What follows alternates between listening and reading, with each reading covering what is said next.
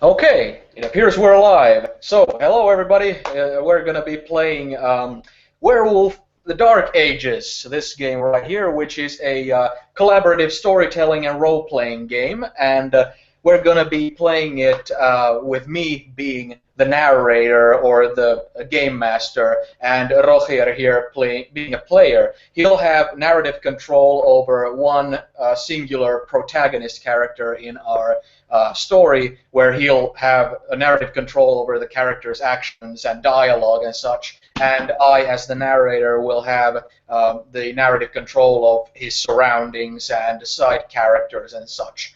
The game, like the name of the book says, is set in the Dark Ages, medieval times in Sweden, and all the protagonist characters are going to be werewolves.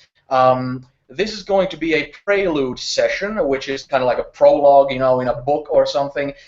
We're going to be playing one-on-one with only one player present. Once the actual main storyline starts, we'll have multiple players who all have control over their own protagonist character. But this prelude will be Rogier's character's backstory, basically.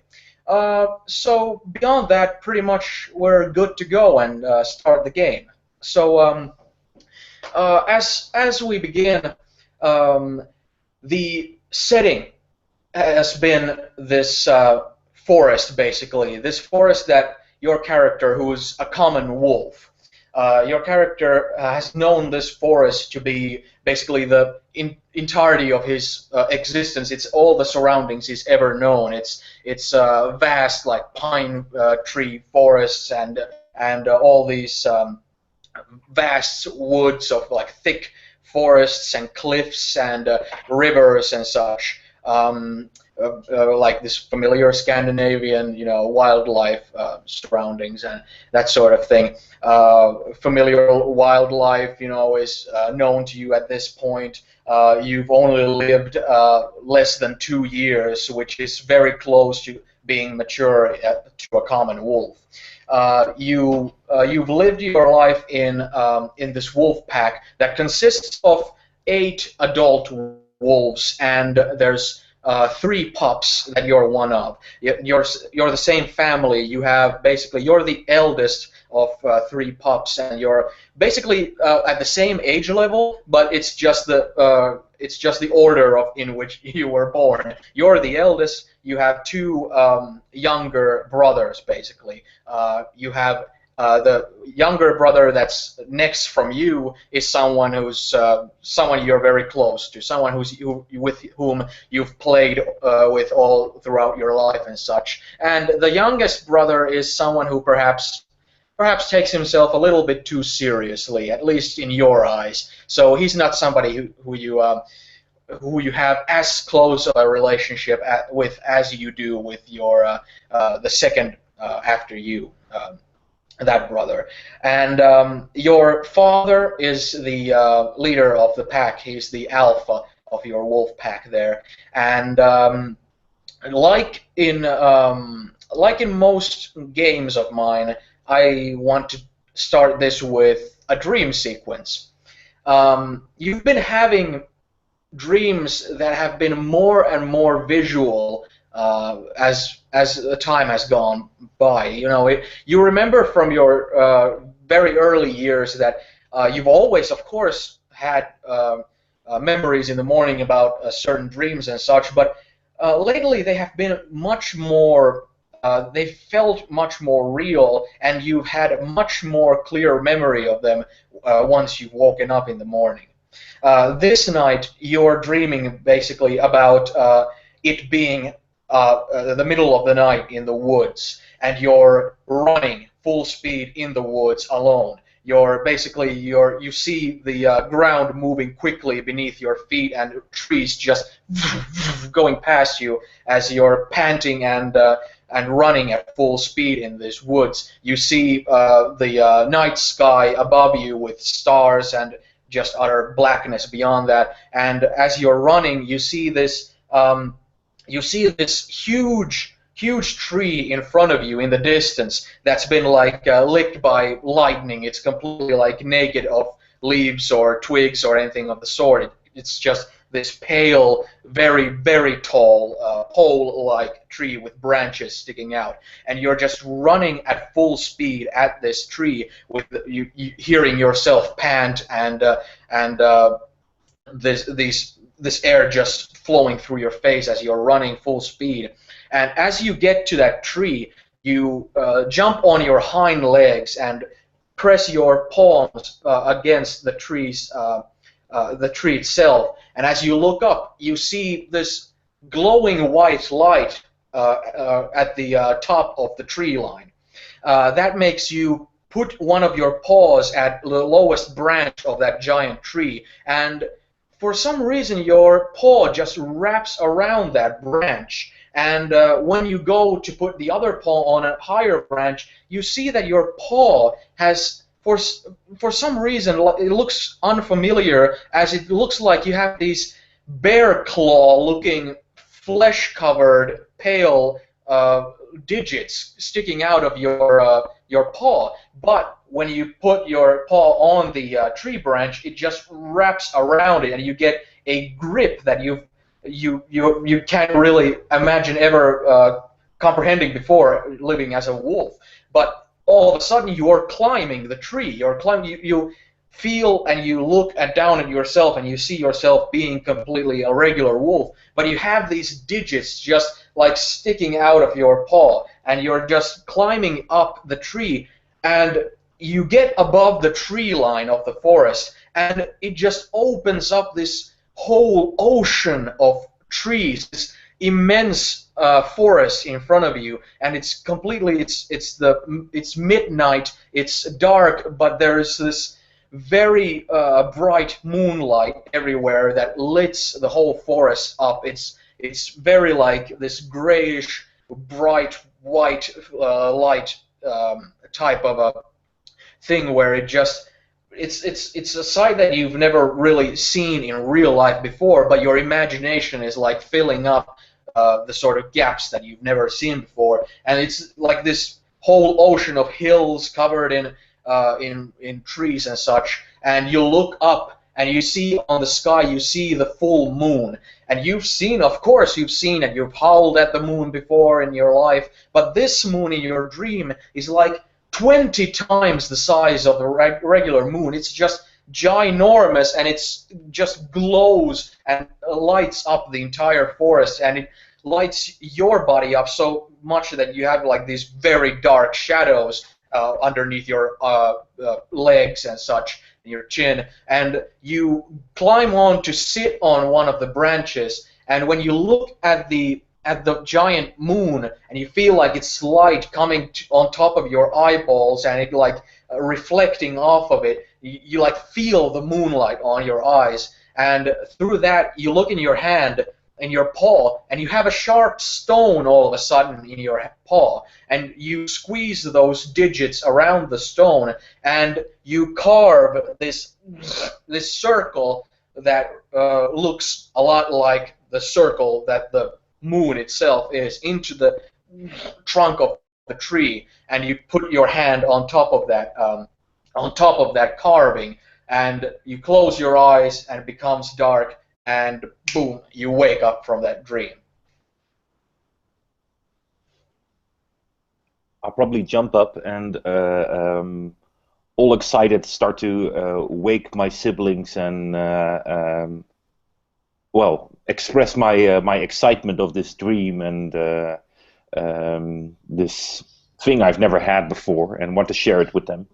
Yeah, as you wake up, it's basically dawn is just about coming. You know, there's like the morning moistness in the grass below you, and it's the early summer at this point. Where you're sleeping, it was like all of the pack are in like a line of sight, and all of you pups are always sleeping together, getting like body heat from each other, just kind of sleeping half on top of each other. And as you wake up, immediately you see that your younger brother, who's like the next from you, who you have the closer relationship with, is already like, once you wake up, he's already like looking excited with his tail wagging, most likely hearing like some sort of yelps and that sort of thing that you might have made in your sleep or so, and he looks at you with this like childlike excitement of just these bright eyes and just this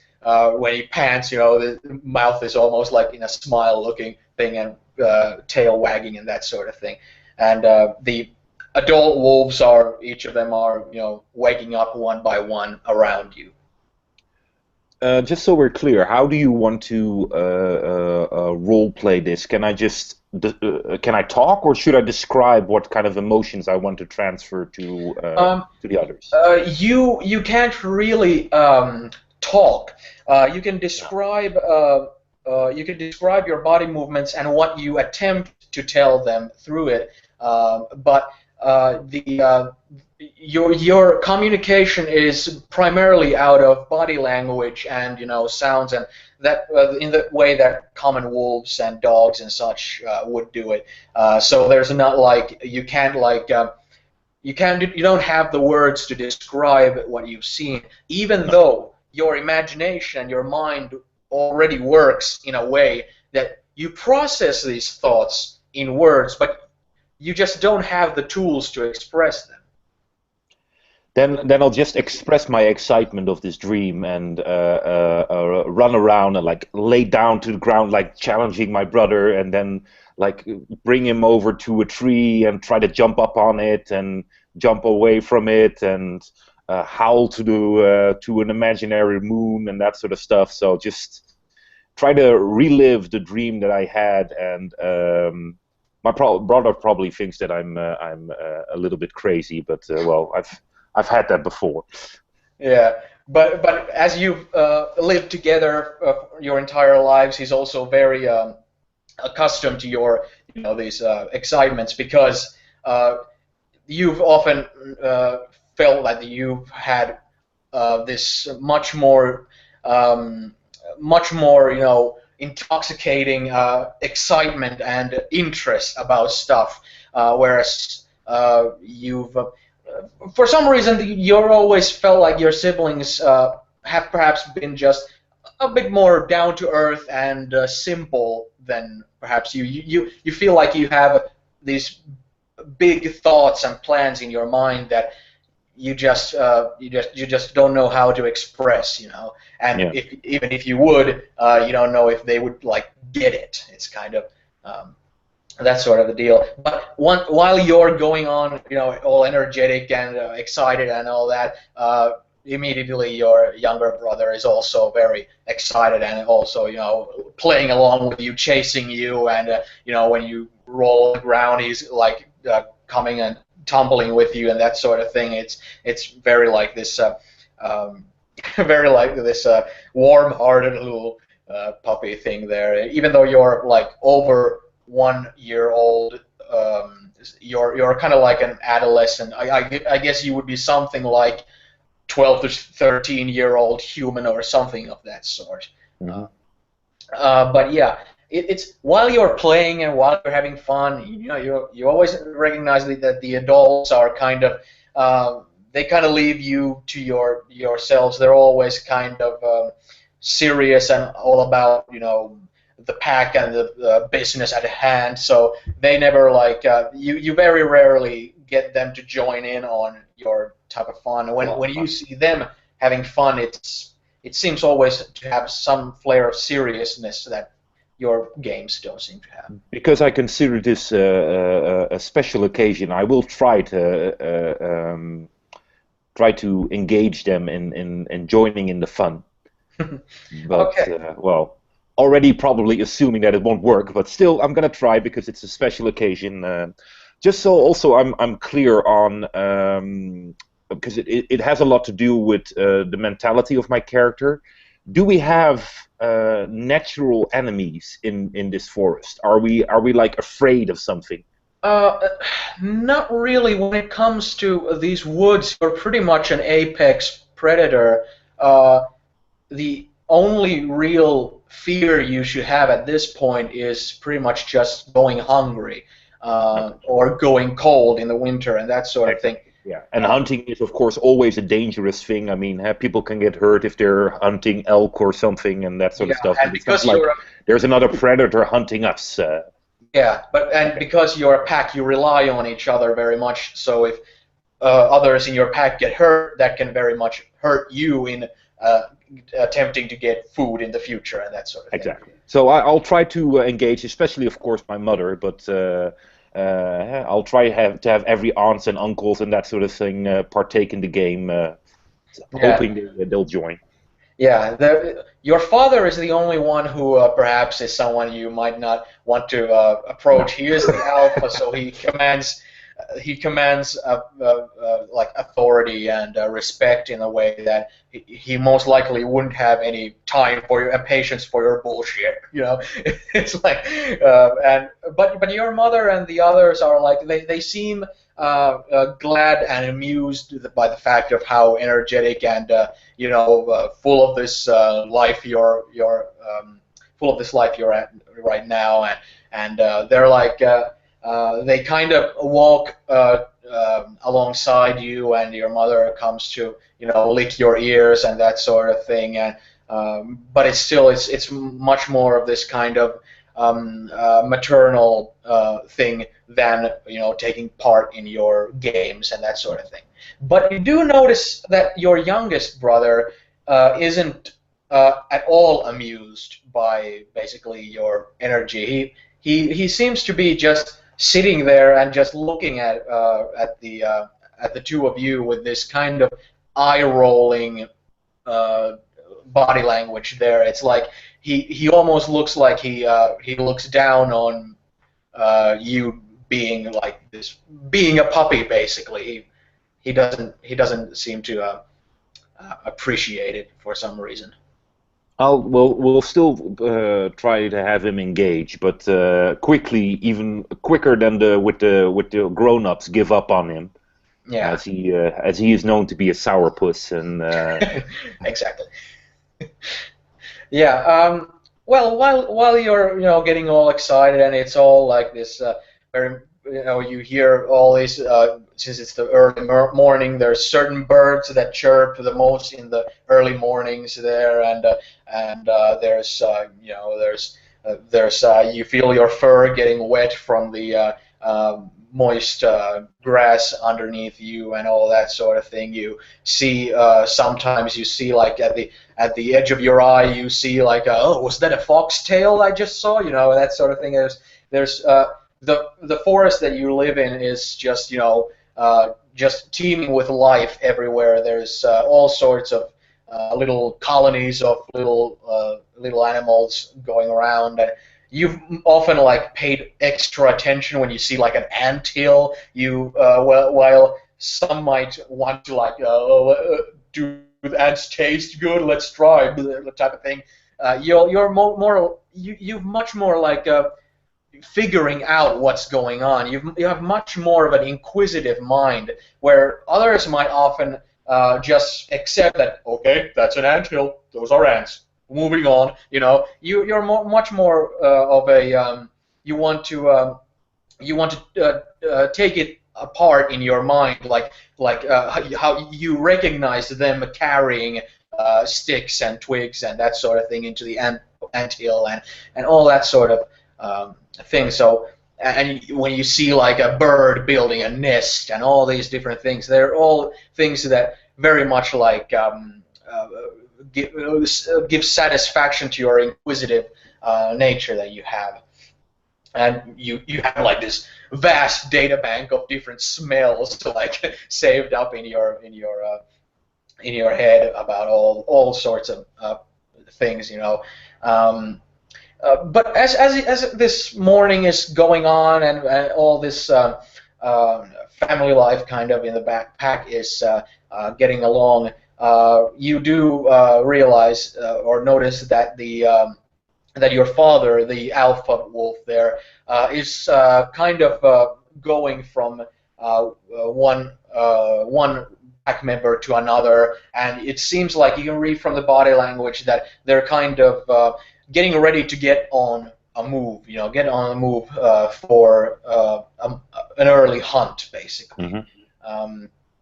And it's usually something where the alpha and the some of the pack members are at the front of the thing, and you, the pups, are at the very back. Even though you're for you always hunting at this point has been a learning experience, you're still very much a part of it. But you're still, when it comes to the pack hierarchy, you're still the lowest. So. So you're gonna be higher than my two younger brothers, so yeah, at least in my that can mind. give you some satisfaction. At least I'm not the lowest. Yeah, that's a sourpuss over there in the corner. Yeah, he knows he's the last. Yeah. Okay, so you start to basically go on this semi-nomadic hunting expedition with your pack there. It's always these are always fun because they're kind of like hikes and that sort of thing. See new things, that sort of stuff. Yeah, it's like standing still is not like it doesn't give that much interest, and while you're going there, while all of you are like walking or like jogging, kind of in the woods there and that sort of thing, you pay attention again to different things. Like you see a bird like what was that red-headed bird called that like makes the hole into the trunk of the tree? Woodpecker. Yeah, exactly. Woodpecker. You see a woodpecker. You first, of course, with your good wolf hearing, you hear the sounds of it knocking its beak on the trunk of a tree. But once you come close enough and you see, like you take in all the details, even though your eyesight is very secondary to your sense of smell and hearing. Still, it's like you map out all of the that's what a woodpecker looks like. It has the red head, and you can make out the fact that it's crafting something. It's building something with its with the tools it's given. You've like dug holes into the ground and that sort of thing. You've ripped twigs and sticks with your mouth and that sort of thing. You've ripped flesh off of bone from prey that you've killed, but you kind of the thoughts of actually building a nest hole like a cave. Like, what would it be like for someone like you to build a cave or something? It's all these kind of you find yourself just like floating in these thoughts that just keep coming to your mind when you see all this different life in the woods as you go along. And it's if there's anything, is there anything specific you would want to do while you're before you get to basically the prey, basically?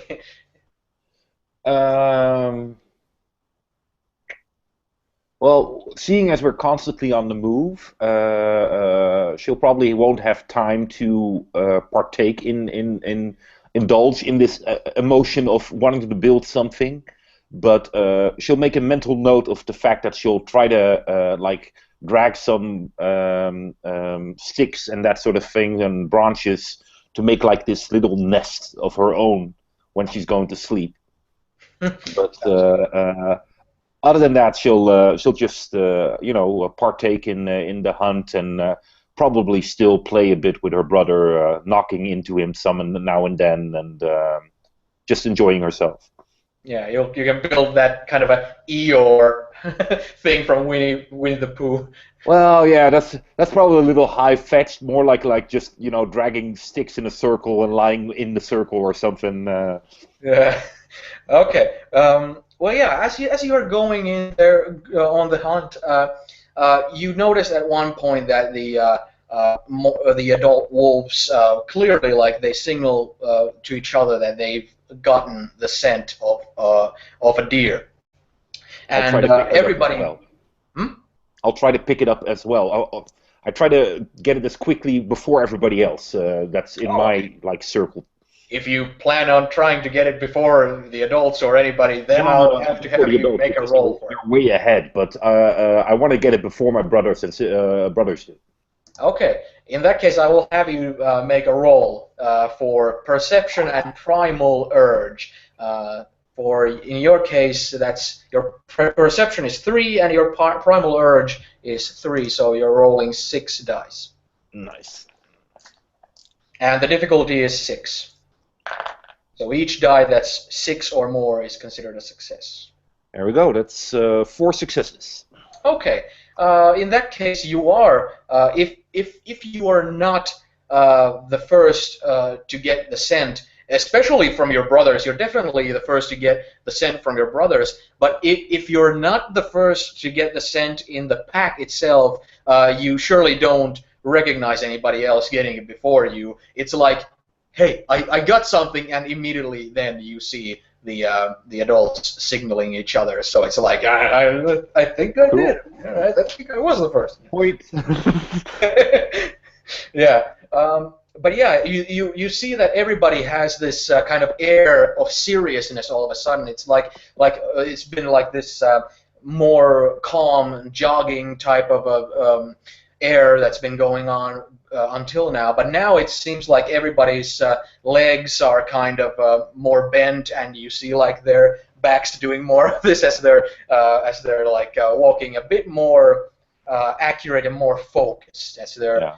Trying I'll follow suit because I'll drop the playing and that sort of stuff, and I'll mimic my my mother mostly. Yeah. You do see that your sourpuss brother has been like very serious all the time, but the middle sibling there, he's still like, even though he's slowed his pace, he's still like he has his ears up and he's like, like he's still like this very happy puppy-like frame of mind. So I'll try to get him out of it, like maybe even snarl at him a bit, like, okay, this is serious time now. We gotta focus here. Okay, as you do that, he's kind of okay, kind of type of. He makes a little bobbing with his head and his ears a little bit go backward, and his tail gets a little bit stiffer, and yeah, it doesn't take that long until you see that the this group that you're in comes to a halt because somebody in the front has located the prey, and you can kind of creep in and see that there is a single male deer there just eating grass in the ground there with its back kind of a sideways back at your direction. It's not with its herd, and it's very in a pretty vulnerable position at this moment. So it looks like a very easy target. Nice. So you know that the regular way of doing this is always that the adults will just charge in and try to get a bite and leap on its back and bite at it so that and like tackle it, and then it's pretty much done. So it's pretty much a it's like a sprint type of a thing after it's seen you, and as the adults are trying to creep in as close as they possibly can before having to sprint, you do notice that it doesn't take long for the deer to raise its head with its ears like and going on in different directions, and it was like munching like deers munch on grass like this. Yeah, and it like stopped like, oh. And then it like immediately like starts to bolt, and all of your pack immediately sprints behind it as fast as possible. If you want to try and outrun any of the members of your pack, you can do a roll on that as well, if you wish. Is it? Well, I don't know because I am, of course, still a pup. And is it considered rude to like overtake the pack leader? Oh yeah, that could be a very that's a very good point. So might want to stay back instead. Yeah, yeah, exactly. I don't want to get my dad pissed at me. So, but I've probably been on a hunt like this before, right? Yeah. With my apparently desire to figure things out, um, I probably thought a lot about the ones that got away. Mhm. Is there have I come to any conclusion that's like, all right, they always get away because of this, or this is like 80% of the time when they get away, it's because of this. Is there like something I can do that won't insult my father that prevents that or minimizes that? It's kind of like I keep thinking of something like trying to push something ahead of it to make it tumble or something, but that would require quite the speed to go in Yeah, front of. because then I would have to totally overtake it before. Yeah, it's usually been just it.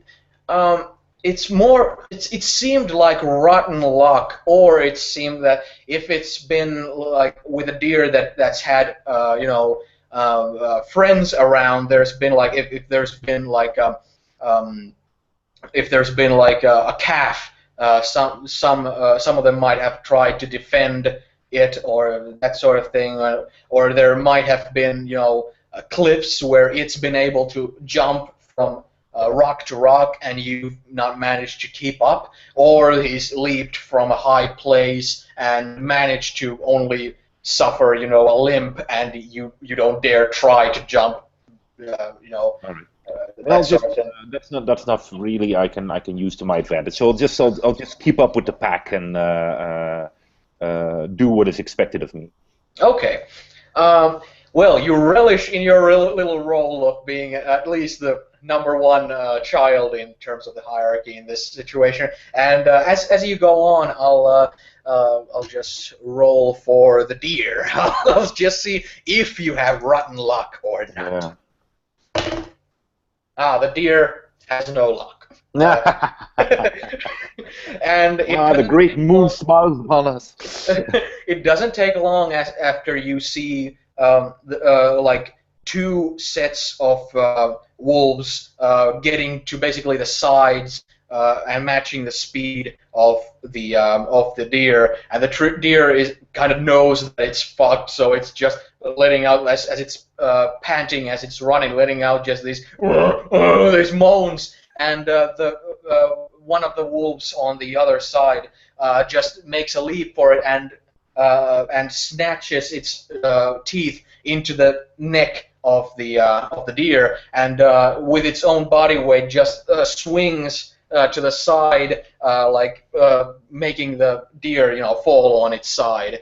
And once the deer falls on its side, it was running at such speed, it kind of glides through the ground with like sticks and twigs and stuff, just kind of flying everywhere of this body, just and dust coming off of it a little bit, and immediately the wolf that was biting in the neck is keeping like this vice grip. It's not like letting go, and it's just growling, and it's like you see that the hair on its back is like really like erect, and it's like this kind of a bloodthirst thing going on. This kind of thing like with attack dogs or something where they might not want to let go of what they're bitten into, and and once that happens, the other wolves come to it and they bite at the throat of it, trying to like choke it.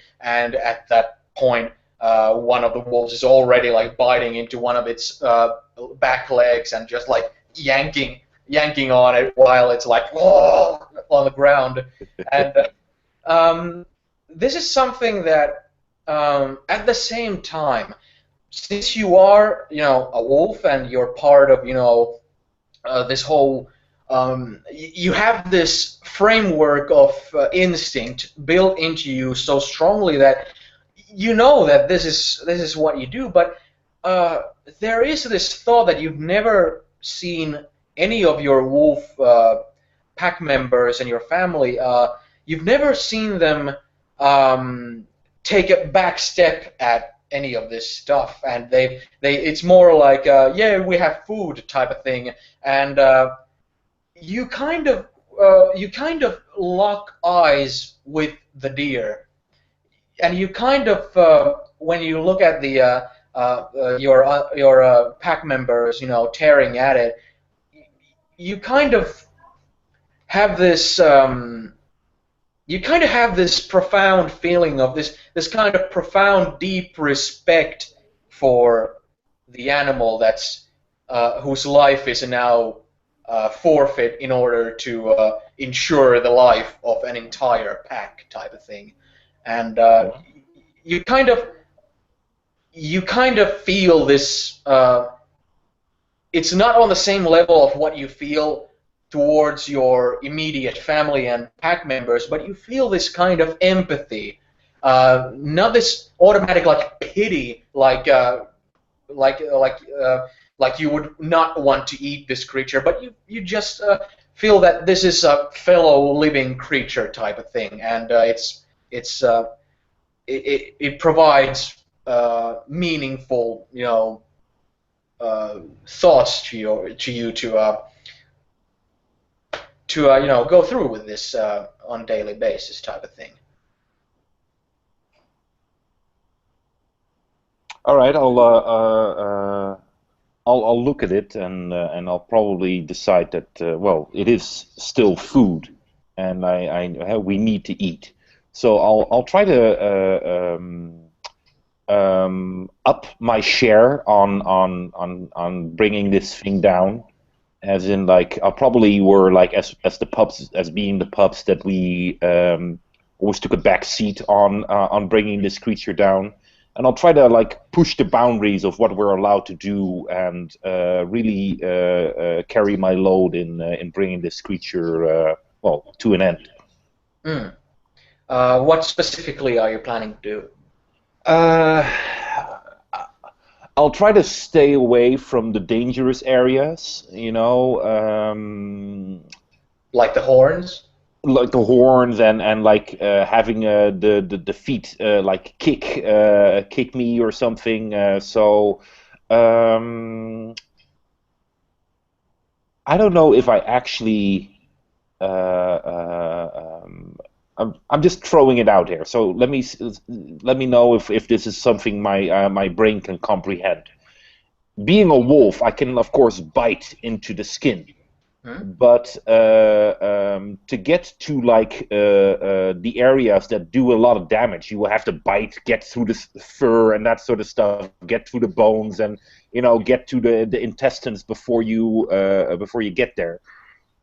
Can I like think of the fact that because I saw this woodpecker like stabbing this tree, that I get like a sharp branch or something and just like get it in my thing and like stab it in his chest or something? It would be pretty difficult to stab with your neck type of thing. So the same thing would be much easier and much much more easily obtained. Even though using a tool would be a profound thing for you to attempt, still your wolf teeth are so sharp that you could ease its pain much more quickly and easily by using your teeth. Oh, then we'll do that, of course. Okay, so are you gonna go like tear the throat open or something of the sort, or? Yeah, well, I'm assuming that the throat is already quite busy. There's a lot of people already there, so I'll probably like try to get its guts open, so it'll spill its guts, so that'll assist in bringing it down and having it no longer pose any threat. Okay.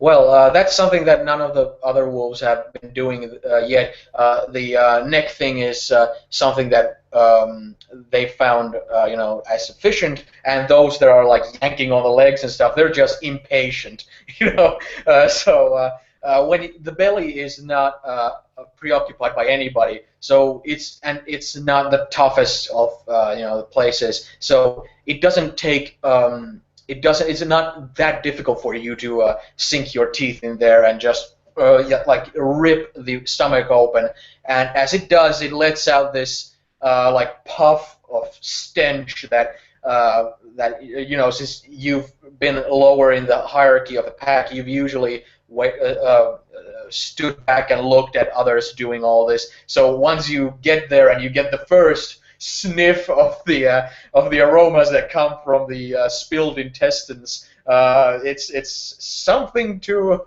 something to remember at a later date. Something to tell the grandkids about. It's when the stomach tears open and all the stuff flows out of there. It becomes, at this point, it's like you're even seeing the last twitches of its legs kind of going off, and it's stopping all movement.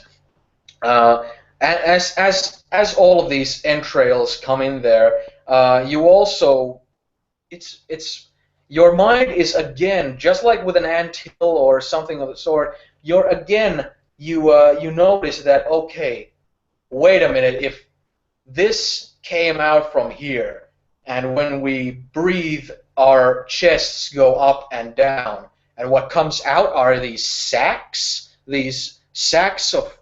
of gooey flesh and stuff. It immediately, like, again, like fires up your brains, and it's like electric pulses are just flashing through your mind as you're like putting these puzzle pieces together in your mind. But while that's going on, also the proud beast is dead before you, and you almost feel like breaking into a respectful song of howling for the honor of this noble beast type of thing. Then I'll probably go with that instinct. I'll show its respect, and but also very much, of course, express how pleased I am that we have food, and that I took part in it, and was especially the first to smell it. Yeah, particularly at that point. Yeah, particularly at that point.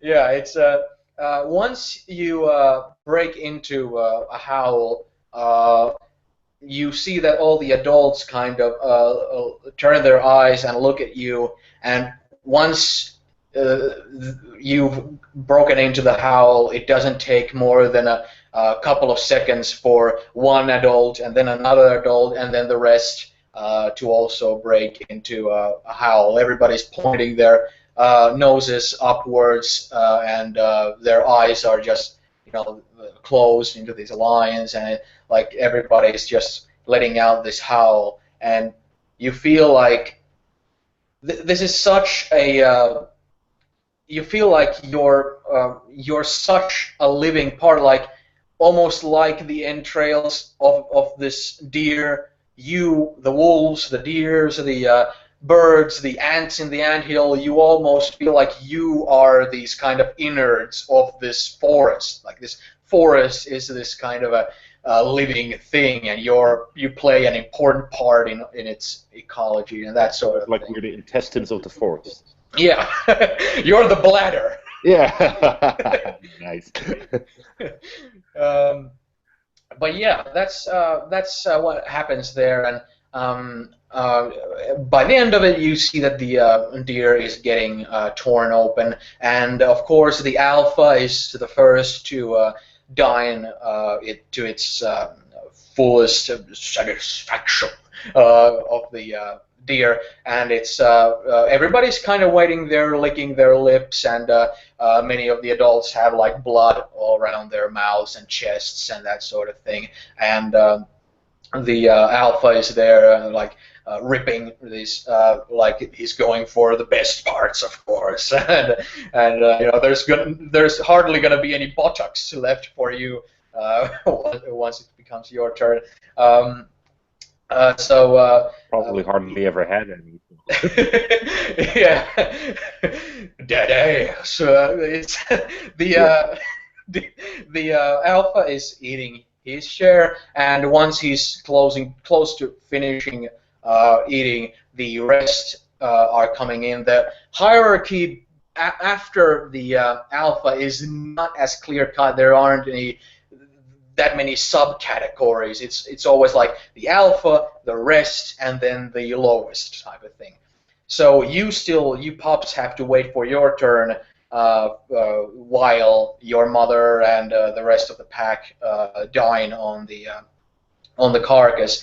And as you look at your brothers, you see that the brother who's next in line, next from you, is like looking very impatient. It's just panting and just ears very like erect and tail wagging, and it's really like this kind of dog who's waiting to get to the food bowl. It's just like this, just looking at it, and the sourpuss brother is just looking all firm and serious about it.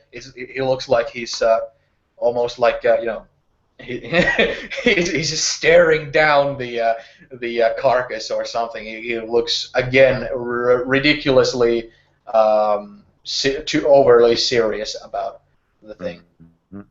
Although I'll probably be licking my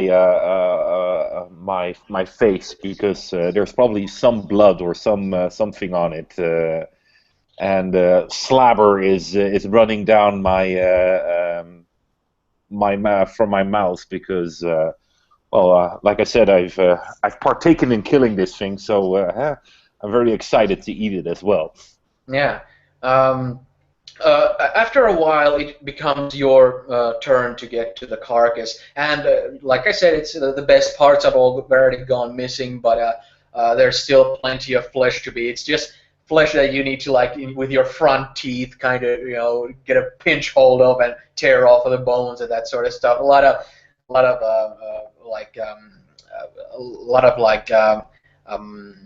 tendons and stuff. A lot of like tough parts for you to chew and that sort of thing.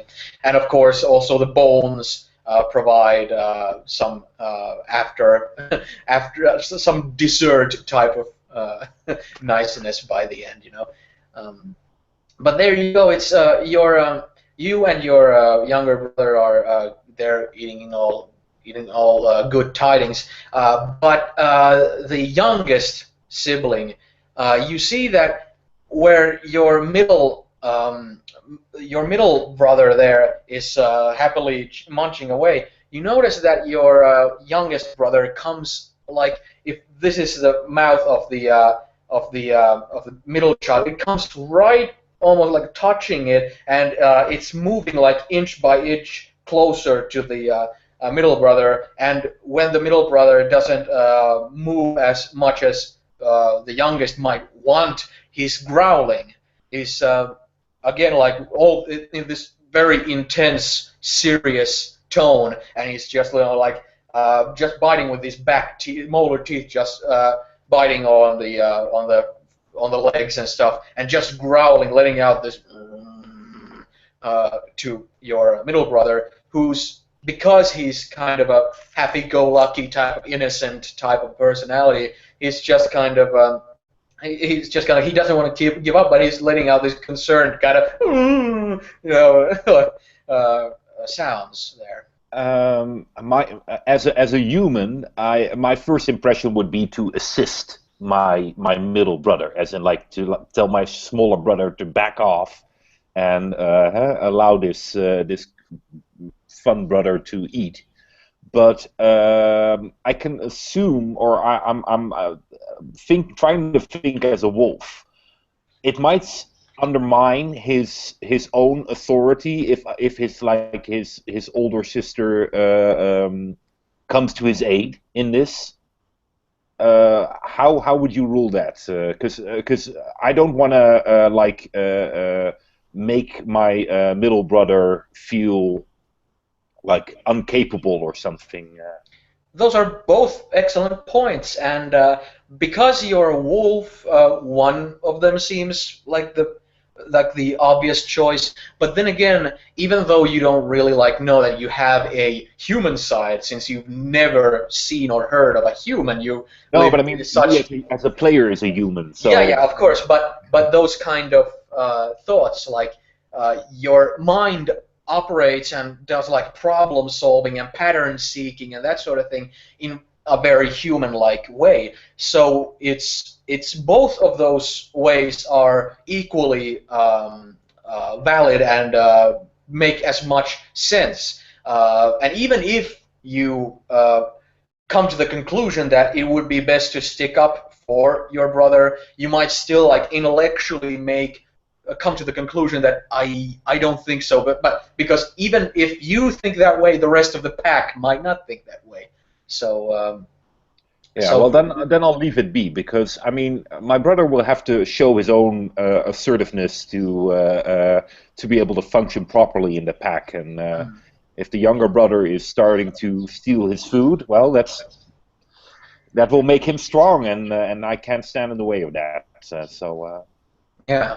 Okay, well, you're but you're still observing this. You see it going on, and you see that yeah, your middle brother is somebody who you could consider a bit of a wimp in that kind of regard, and also kind of inexperienced and not like he doesn't want conflict type of thing. So he's very much like this. He's too kind to care enough about his like station to cause a ruckus with his younger brother, but the youngest brother, seems definitely not like that, and it turns to the point where the middle sibling there detaches its jaws from the prey and just kind of takes a step back, and with its ears going, up and its tail kind of going downwards, it kind of turns its head and it is like impatiently like stomping its front paws in the ground a little bit, and he's like, like he's kind of like acting like, oh, this is unfair and that sort of thing, but not daring to do anything about it, as the youngest brother is eating the parts that he was originally eating. Then it's his fault. He should make his younger brother back off. I will be I will be standing there like this is mine, and if he like even comes into like an inch of my thing, I'll stop eating and bite him. Okay. You see that he doesn't come to bother you at this point at all, but he was very much like you see this sort of once you've eaten, you see this sort of air about him. He has this little bit of this kind of spring on his step, not Yeah. like this like hey I showed him, but still it's like there is this certain air of arrogance, like he's like basking in the in like I totally showed that guy type of Yeah. thing, and as to contrast to that, the middle sibling seems much more. Its ears are a lot lower, and its tail is kind of tucked. He does get his share of the food, but it was just the social power play of the youngest brother wanting his food, Mm. precisely. So yeah, but yeah, it's after that it's the evening has kind of started to creep in, and there isn't really that much of action for the rest of the day. If you want to do something specific before we kind of move closer to the evening and night, you can definitely do something if you like. I'll try to cheer up my middle brother, and playing with him and that sort of stuff, and showing that there is no ill feelings from me to him. Um, but still, of course, making clear that I'm the firstborn, and Are we already going to sleep, or are we still like in the evening or that sort of stuff? Because if we're going to sleep, I want to make this nest sort Yeah, of that's thing. where I was planning on like going next, unless you had something you wanted to do before that. Nothing particular. I mean, I'll try to get some let's call it credits from my mother, as in hopefully she saw what I did and that sort of stuff, and get like a pat on the head, like good job. Yeah, she'll like sniff and lick your ears, and she'll uh, rest her head a little bit on your face and that sort of thing. Like she'll give you a definite confirmation of caring and kindness, and like you said, this pat on the back of you've done good. Good. Okay. So as the evening kind of comes along, as the sun is getting down and it's starting to get a bit dark, since it's set in Sweden, it's it doesn't come like pitch black at the early summer. It's not like it's not north enough where it doesn't come dark at all, but it does take a lot longer to get dark than in many other parts of the world. Um, so even though the sun is kind of going down and that sort of thing, it seems like the time period of the sun going down and this kind of evening sun seems to last for a very long time, where it's the skies and everything has this very yellowish glow of light in it, and it's like these evening time bird chirps start to come there, and there's this little wind and that sort of thing, and you see like mice running around here and there, and little moles and that sort of stuff, but it doesn't like become pitch black yet. But the pack has clearly made camp, so to say. You're pretty much you found a location in which to spend the night, and yeah, you have that plan about building something. Yeah, yeah, yeah. Seeing as my mind constructed something, now it's time to make it real, and it'll first start like very basically, pulling some thick branches and that sort of stuff in like this circle.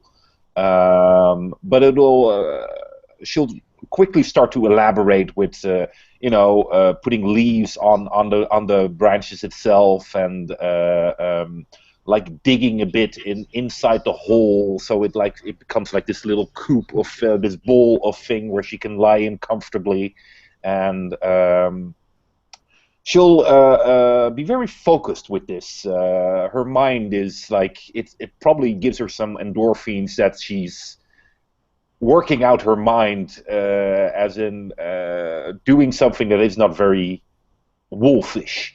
So she'll probably won't also be distracted by anything her brothers do and something or anybody else does. She'll just be like focused on this task at hand and getting real joy from it. Yeah, it's because your earlier points of reference in your life have been bird nests and such, because Yeah. you don't quite know, even if you've gone to dig like an ant hill open, you can't see the tunnels and all that sort of stuff. So basically, your point of reference is kind of like a bird nest or something. So as you dig the kind of the cup-like shape to the nest, and you make the circle of the branches and sticks and that sort of thing, it starts to resemble somewhat of a bird's nest, with getting all the sticks and leaves and that sort of stuff to make it soft and so forth. Even though you haven't paid that much attention to your siblings and packmates, they've kind of looked from afar. They've kind of been like this, well, let him do what he does, type of thing. It's like sometimes you get these inquisitive looks of what the hell, but they're always like, they're always like this kind of dismissive or whatever. It's like nobody's coming along, and it's like It's a nobody's tough coming to thing. you Yeah. with like, "What have you done?" Like, it's you get your piece to express your artistic tendencies. You scientists, you. Yeah. I have big brain, yes. Yeah, it's you'll be the first wolf to discover the wheel, and Yeah. uh, but yeah, as you're building it and it starts to get late with you taking time with that and all that sort of thing. At some point, you kind of when your nest is starting to look like something that okay, I think the next step is just climbing in and getting your rest and that sort of thing. And you look look at it with this real like pride and that sort of thing, like great accomplishment. This is my masterpiece, Yeah. that sort of thing. You all of a sudden you hear this snapping branch behind you. Is it like my branches or what? Like behind, like 5 meters behind you. Oh, okay. There you go. Well, then. Oh, well. Seeing as my sleeping nest is done, this immediately grabs my attention, and I go and see what it is. Yeah, as you turn around, and you see that because you didn't hear anything before the branch broke, you deduct that someone has been like sneaking, and when you turn, you see that it's the youngest brother from your family, and again, he has this very all too serious look about him, and he's indeed been like sneaking close. And once he broke that branch with his paw, and you turned around, he's like frozen up a little bit, but he's not like he hasn't like shown any glimpses of backing away on his face. He's just stopped this kind of okay, it's like a standoff type of a stance. He looks like it's a if this was a western, he looks like his hand is close to his belt type of thing. Oh, so he's like, is he really? How would I interpret this? Is this like threatening, or is this like? Because my first instinct would be like, really, who wants to play? Because he's like trying to like sneak attack me and that sort of stuff, and. Yeah, and that's because you've spent so much time with your middle sibling. That is kind of an instinctive of course, this is what we do with each other. But with the youngest sibling, you haven't really. He's never been that interested in playing with you. He's always had this seriousness about him, and when he stares you down here, it feels very much like this. At the same time, this kind of a challenge, but at the same time, this kind of you can't be serious type of thing, where you can't take it as seriously as like an adult to another adult, but still he's doing the motions. Well, then I'll do the motions as well as a like what you are challenging me like overacting like I will come and beat you up. I'm the world heavyweight champion. Yeah, exactly that sort of stuff, like overcompensatingly like yeah what you want some of this? Yeah. But as you do that, he doesn't seem all that phased about it. It's almost like when you do that, he just gets more intense about, well, his intent. It seems that his ears are slowly going backwards. You see that his upper lips are kind of vibrating, as in he's ready to like roll them up, and his tail is getting like stiff like a board. And his legs are a little bit bent, and they're like squeezing a little bit of the twigs underneath. It looks like he's like this kind of like come on type of thing, but not in just this trying to be as serious as possible. All right, if I see that he really takes this serious, then I clearly have to beat it out of him. So like in this, I first very playfully almost like skipping to the left and right, you know, like come on, you want some, and then I just like flip over, as in I will just pound on him. I just jump him and like, you know, make sure that he knows that what his place is, like third in line. So Yeah. Okay. So you just like straightforward like leap on him. yeah. Okay. Uh, Once your feet start to like leave the ground as you move, go to leap forward, you see that he also like is coming to meet you. He's not cowering away. Oh, nice. And it's like it's almost like you feel like this is easily solved with just open hand slap to the face, and Yeah. he would be like you know he would be like, oh, okay, mommy, type of thing. But there is this strange, almost like almost some sort of an ego problem here, where he he seems totally willing to go to the nth degree with this, and as you go on him, are you like sinking? Are you like biting him on the on somewhere or? Um, No, seeing as he actually doesn't whimper off, I will be quite serious about this. So I'll be. I mean, I'm assuming that we don't really hurt each other, as in like permanently. But I will go in hard and make him submit as quickly as possible. okay. Do you have any specific ways that you attempt to? This is the goal you're going to try to attain. But do you have any specific of trying to bite him in the ear or in Probably, I the will probably go for the neck. I will Okay. probably be like, okay, you, because I'm still a bit pissed about the fact that he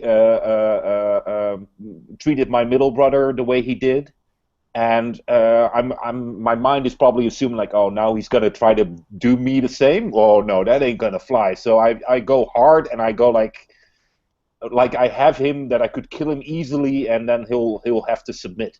Yeah. As you go in, you get the good grip on his throat, and it's very much like you know that you could go through with and make it bloody, but for some reason that as well doesn't make him cower, and almost like if you were fighting, you know, somebody and you were just wrestling, and then somebody all of a sudden like pulls a punch on your face, all of a sudden, as you're like you really want to do this type of thing, he all of a sudden just like seems to expect that you're not gonna really shed his blood, and he leaps forward and bites with his back teeth onto your ear, and he just jumps on them, and it piercing pain. You feel your ear is getting hot as hell, and you feel fluid coming out, and it's like this immediate, like this, every muscle in your body clinches up from this sudden realization of what the hell type of thing. Yeah, I am a little I'm shocked by this, but probably survival instinct will kick in, as in like he is clearly unstable of this. Has anything like this happened before? Have I seen adults do like this before, or? No, you've actually, most of the time when you've seen adults have this kind of a disagreement or this sort of a squabble, it's always been this kind of a like this kind of, you want to go, bro? You want to go, Yeah, yeah, huh? And exactly. then Yeah. somebody giving up, you know. It's usually been like the wolves, like noses extremely close to one another with their lips rolled up, and they're licking their gums and nose, and their eyes are wide, and they're just letting these like growls at each other, and it's always ended up with somebody giving up before it comes to blows. And this is something you've never witnessed yourself. All right, then I'll consider him a threat, and I'll wound him as well. Okay. how do you plan to go about it? It's She doesn't want to kill him, of course, because it is her younger brother. But she will like bite down on his neck and like make sure that he can't breathe. okay. You get to clamp down on the throat and squeeze, and it does like you feel his jaws letting go of your ear as he lets out this type of a grunt as he feels like his windpipe is getting squeezed. And as he does that, you just feel him like ripping himself. He's almost like possessed with, almost like mad, and he just tries to rip himself from your grip, and he lets out this huge, like this mixture of this wailing of pain mixed with this almost this kind of roar that male lions let out. This kind of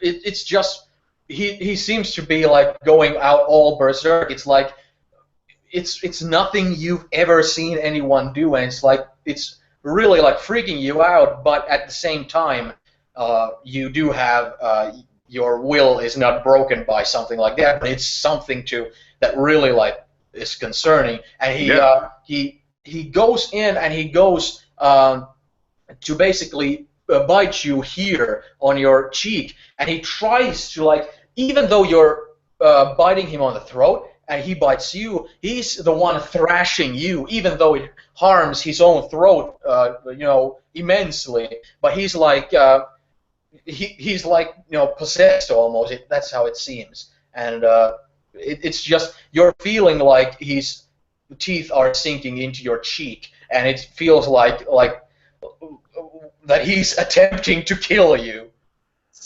All right, then I'll well, the thing is, him biting me is like it creates an unopportunity. I can't let go, because if I let go, then he'll only have more force to bite me and rip me.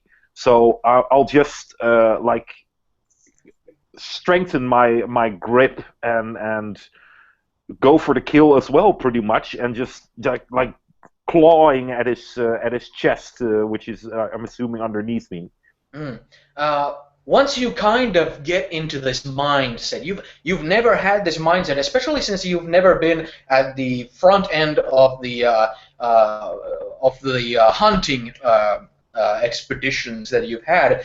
You've never actually experimented with this, entering this frame of mind that you're entering into. It's like you feel adrenaline, like you feel like this, like your muscles are clenching, and you feel like you could lift, a tree above you with your jaws. It's like you feel this immense, like this just pure instinct, this kind of just kill, and it's him or me.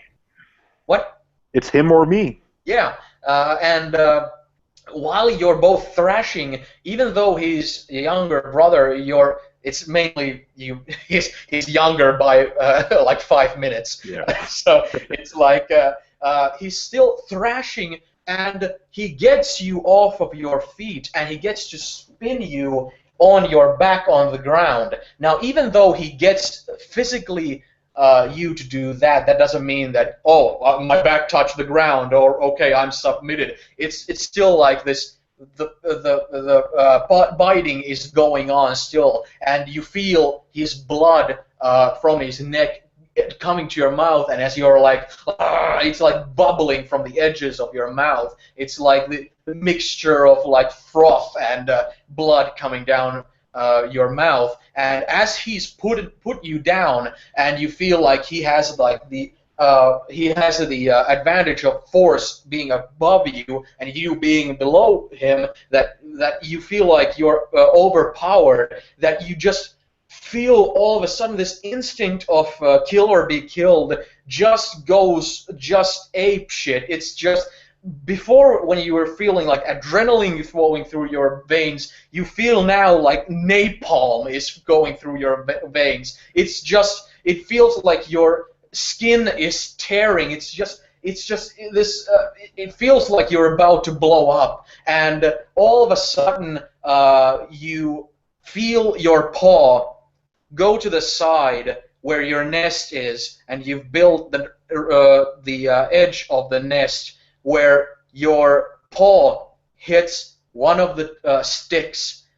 You feel your paw wrap around the stick the same way it did the tree branches in your dream, and your paw comes back and sinks a stick this thick into the neck of your brother, and it comes out the other side, and he immediately falls limp in front of you, but because you're just seeing red, and it's just insanity that you're basically seeing, you're totally out of control and totally in pure instinct mode.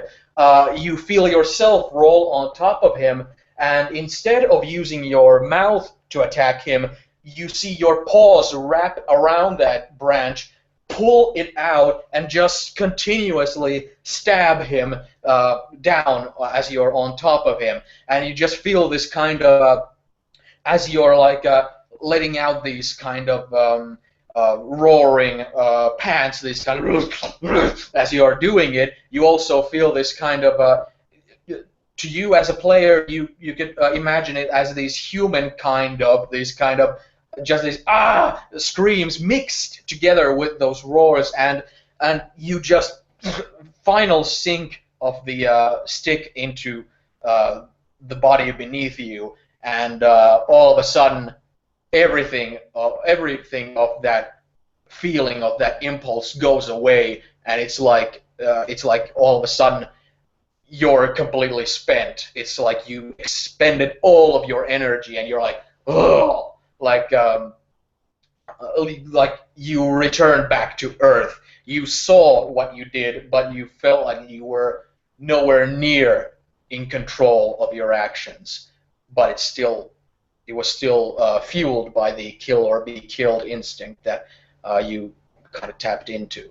But before you, underneath you, there laying on the ground, is your younger brother, who you had really no real relationship with, who just attempted to murder you, basically, in a petty power scheme that you've now bludgeoned to death. Is just destroyed. There's blood spurts all around the ground, and you're sitting on top of his body there. I'll probably roll off of it and like lie on the ground, kind of small yelps of pain and sadness and unknowing what happened here, and fear as well, as in like, oh my God, what have I done? What's happened here? And this is something I've never happened to me before or seen to anyone else, which is even more disconcerting. As you lay there and all these emotions are just flowing through you, it's really like this. It's kind of this emotional hangover after this extremely explosive emotional state that you were in, and what breaks that is that you hear your middle brother's whimpering nearby. Didn't we draw any attention from the others? I mean, well, you hear that. Was like the first thing you hear. Okay. If you're laying on your back, I'm expecting you're looking. Well, no, it's more like probably on my side, and it's like the equivalent of being rolled up in a ball, as like in your bed with a blanket over your entire body, like what the fuck happened here? Okay. Well, in that case, as you're laying there, you see since it's now kind of become dark already, you see that. In the tree lines that you see in front of you, you see the glowing eyes of the rest of your pack, and like these bright greenish eyes staring at you, and the only pair of eyes that comes forth is your middle brother, and he like runs forward but stops in his tracks, and is like his tail is tucked so firm between his back legs, and his ears are so back, and he is licking his lips, and his legs are shaking, and he's just letting out this miserable wailing. I probably join him in the wailing. Do you move from your position on the ground? No, I'll keep lying there. You see that your brother there, who's standing there, is looking at you with that yelping and concern, but all of a sudden the concern also gets infused with these kind of accusatory. Well, wolves don't exactly bark, but these kind of still these kind of puppy-like yelps at this kind of. He has this accusatory tone toward you while being extremely scared. Hmm.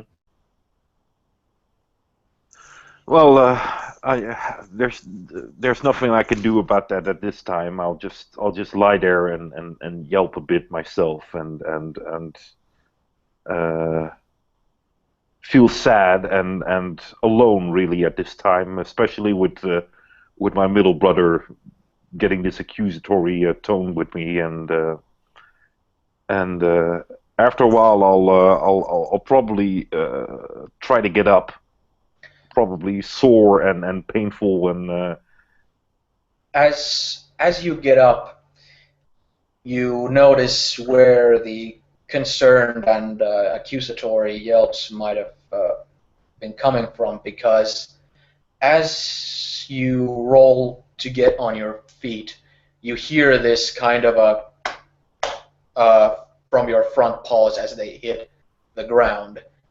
And when you look down on them, you notice that from your elbows forward, your paws are these caveman looking, these glabra looking, these human, very thick human, muscular, wide, large hands with these fucked up fingernails and this hair as much as the hairiest man on earth would have on his arms. And you're standing there with seeing your own paws there with the same sort of bear claw looking flesh covered appendixes that you had in your dream, that you grabbed tree branches with, and that's what you see. I I flip out. I kind of jump up and like when some like an animal is sleeping or resting or something, and you do something that really scares the shit out of them. I just like jump up like a couple of meters in the air and like kind of run around and uh, uh, uh, probably well express my fear and bark at and bite at my own arms and things. Because apparently something has happened to me that again, which hasn't happened to anyone else before. Yeah. Yeah, it's definitely something you have no preference to. You have no idea, how, like, what sort of, yeah, no preference, nothing to compare this to. Oh, I know what I'm gonna do. I'm gonna climb a tree, because I'm probably dreaming. That's it. This is a dream, and I start to like do the same thing I did in the dream before, and I start to climb it. Uh, well, when you go to a tree, it feels strange to use these hands, in this kind of knowing way. Like a dream is one thing, but once you actually start to move the fingers, you kind of it's very different. But when you go to a tree and you're like almost like hysterical, Yeah. as you're grabbing the branches, you can feel like, yeah, you can pull the branches, like you can grab them and squeeze them, but since they're like from elbow forth, it's very hard to pull your body with your like wolf shoulders and upper arms, and also trying to get your lower legs to like get any leverage there. So it's kind of a sad sight to see you like hysterically just like trying to climb the tree, and you see that one of the pairs of eyes starts to also walk forward, and it's the alpha of the pack, and the alpha looks at your brother who's standing there trembling, and he kind of makes like this puff grunt at him, and the brother kind of halfway turns around, still and lets out this puppy like this howl, is just, and then just runs into the woods where the other eyes are, and once that happens, the alpha starts to walk towards you, and the you see the other eyes disappear into the dark. Seeing as climbing this tree is by no means as easy as it was in my dream, I'll probably fall out of the tree after only getting like 1 or maybe 2 meters into it, and seeing as the alpha approaches me, I'll be as submissive as I haven't been in many months, as like a newly born pup, like throwing myself on my back, like this doesn't make any sense. Yeah. In your confusion and hysteria, it's the alpha, your father, slowly walks towards you, and when he comes near you, doesn't come like really close, but he comes like 1 meter away, and he kind of sticks his head out, and you see his nose just like sniffing, just trying to get a reading of what it is that is front of him, and he sniffs the air a little bit, and then you see this expression in his eyes. It's not as simple as using your ears, so raising your lips, using your tail. It's something you just read from his eyes. It's this posture and this expression of leave now and never come back.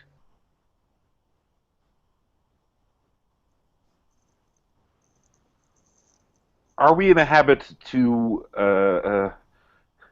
negotiate?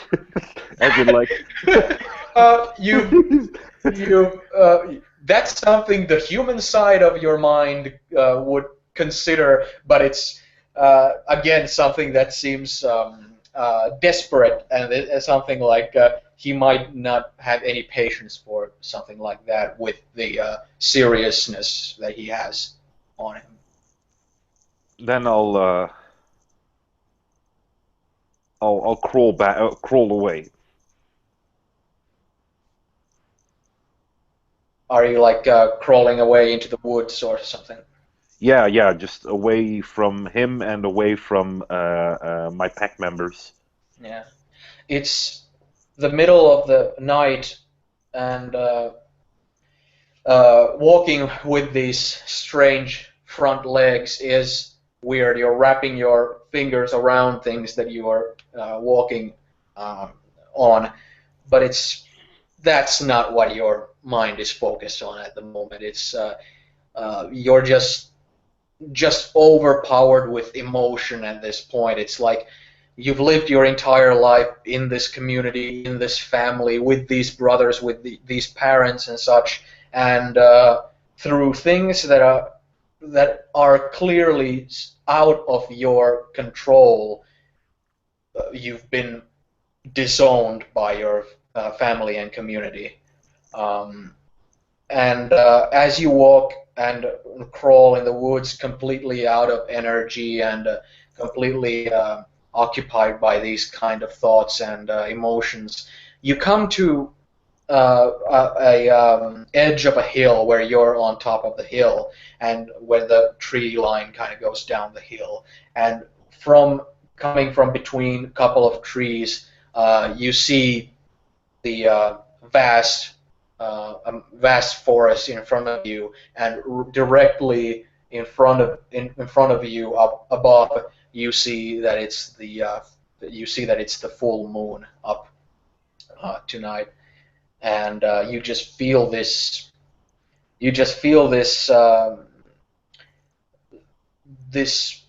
rushing just lamentation of the predicament that you find yourself in, uh, and you can't help but turn into a howl at the moon of sorrow, basically. Yeah, I will pour all my doubt and frustration and anger and fear and sadness, especially, of course, into this, and my clearly above intellect of a wolf won't understand the fact that how is it that one moment you can be so happy and have this gift of this beautiful beast dying for your pack to feed us, and now all of a sudden everything I am is taken away from me, and I'm here alone and nobody, and well, just howling at this moon, and like, how could how could this happen, and why is this happening, and Yeah, well, these these large questions. Never you've never felt that any of this level of thought on any matter has ever been readable on any of your former pack members' faces or expressions. It, it's always been like, how could they not have their brain so full of junk that they're like ready to explode? Like it's overwhelming at this point, and you feel like it almost feels like they're blessed with this kind of simple instinct and yeah, derp, but it feels like it's definitely a burden to carry at this point, especially with how it's making you feel, and all this confusion and all these questions about life and yeah, it'll probably also surprise me that the fact that I give a voice to these feelings and that sort of thing actually makes them more real than I allowed them before. Because, well, exactly what you said, like, as a wolf, you just take things the way they are. Oh well, we don't have food, we don't have food. Somebody dies, somebody dies. Those things happen, and I really now feel this, like, why me? Like, it's yeah, like it's about me. Why is this happening to me? yeah, definitely. Um, while you howl, you basically exhaust yourself mentally to the point of uh, not being able to avoid falling asleep. It's You're mentally just exhausted, and your hysteria it has just been fading away after this rage had faded away. It's like you've just had these tsunamis of just intense emotion just thrash your brain around, and it's like after lamenting everything that's happened in the pale moonlight, you fall asleep in the forest that you've known your whole life. And I'm gonna take a bathroom break. Entertain the people. Entertain the people. Entertain the people. Um,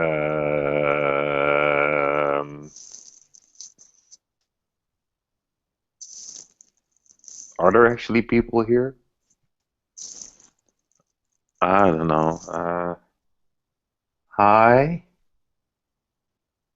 How am I doing so far? This is pretty fucked up. I always love playing Werewolf because they never have like this happy start of their lives. There's always a bit of melancholy in there.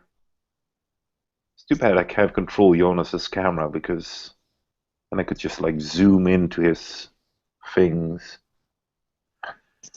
I hope he's going number one and not number two because I don't know if I have enough entertainment for number two. Uh, so, da da da. Awkward. Oh, he's back.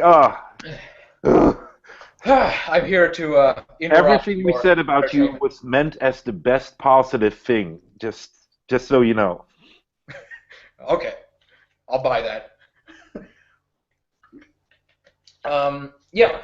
So, you fell asleep there, and it's a very restless night for you. It's this time there's hardly any coherent dreams the way there's been before. It's like flashes of just emotion. This kind of your brain is just kind of rebooting after all this that went down, and it's just like these manifestations of these emotions are just like flashing in your mind in different ways. Like you see like you felt like you were choking with your brother there.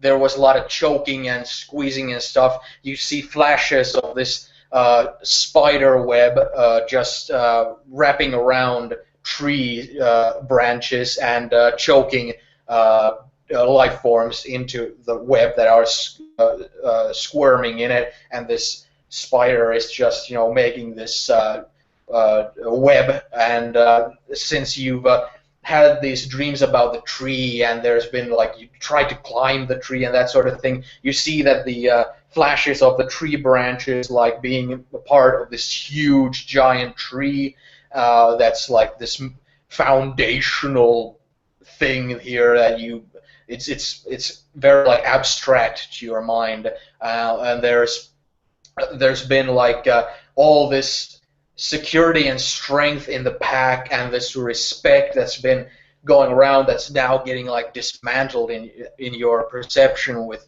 you getting disowned and all that. You see that the tree in your dream in these flashes is like rooted into this hard surface, hard like a bond in between family and pack, but it's like withered in pain type of thing, and you see that it's this hard shield-like shell of something like an animal that has like a shell on its back that you've never seen before, but somehow your imagination creates this, and there's roots of the tree sticking out of the shell everywhere, and you feel this betrayal of the people you've trusted to love you and take care of you, to teach you, to hone you, to carry you to adulthood and all that sort of thing. You feel this pain and rage about that, and in these flashes you see these snakes, these vile, black, beady-eyed, long-toothed snakes ripping at these roots of the tree that are sticking out from the sides of this strange animal that it has the tree on its back. And it's just this trippy kind of flashy imagery of this. What you have no idea what it's about in itself, but you do understand that it's kind of this is your mind processing all the different hard emotions that you felt in the a little while ago, and you wake up into yourself rolling in the ground, and you feel like the stuff under your back, and that kind of breaks you off of the sleep. But it's extremely restless. You're like just yelping and wailing and panting in your sleep, and the last second before you wake up, you hear yourself letting out those sounds, and you're like just like you really like tripping out type of thing, and you wake up.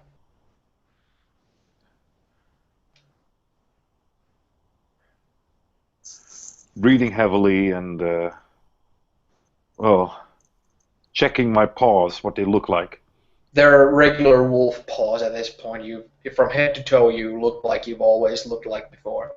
Oh, hallelujah! All you needed was a good night's sleep. Ah, there you go. Now I can go back to the pack. Woohoo! But yeah, it's so early in the morning that the sun is already coming up, but there is a very thick air of mist everywhere. It's very like it's kind of eerie. This kind of huge mist that kind of obfuscates a lot of your vision. It's Excellent. I get up and kind of like jump off the steep hill and that sort of thing, and kind of like slide down this hillside, and she will like kind of start to train herself mentally, like, I don't need them. You know what? I've always been better than them, and that sort of stuff. And who gives a shit? And I do. No, I don't give a shit. And I just start running away and just like, you know what? They don't want me. I don't want them. And so I start moving away and trying to outrun, especially, of course, the image of my middle brother, where the person of the wolf I had the most closest connection to, and trying to like outrun them and get away from their territory, and trying to convince myself with a very limited degree of success of that. Who needs them? And if they don't want me, I don't want them. And what kind of pack members are they? I'm the only true pack member here, and well, that sort of stuff. And running and probably now and then slamming into to things because of the thick fog, and yelping and making wolf sounds to like make sure everybody knows that I am here, and I fear nothing, and I am a force to be reckoned with, because I no longer have this stupid pack to slow me down. And wait, how am I going to get food? Oh well, shit. yeah. So these dozens of thoughts run through my mind, and I try to make everything better, and failing probably at the end at it. But yeah, but it's very like understandable that what you're processing, how your mind is processing all this stuff that's going on. After you've ran around a while and made these noises and stuff like that, after a while, when you kind of come to a halt where you stop running, it doesn't take that long. It takes like just few seconds. You feel like after you've stopped from running that you hear these familiar sounding, or at least as a wolf, you hear these sounds of paws of a wolf would make when they're walking, and it's coming straight ahead, exactly the opposite direction from where your pack left you, you know, type of thing. So it can't be any of them. It's a wolf's walking sounds are coming from right before you. But because of the thick fog, you can't make out anything physically, though if the fog wasn't there, based on the sound, you would see something there. do I smell anything? Or is Yeah, you do. You do smell another wolf. I'll more or less move around a lot and try to make a lot of sound, as in like pretending that I'm with an entire pack of wolves, so that this thing doesn't go like, oh well, it's easy picking. Yeah. As you try your best to make that kind of make it believable and all that, you're running around and making these noises. All kind of comes to a halt when you see this silhouette of a wolf coming towards you, because the wolf is pretty much the size of a grizzly bear.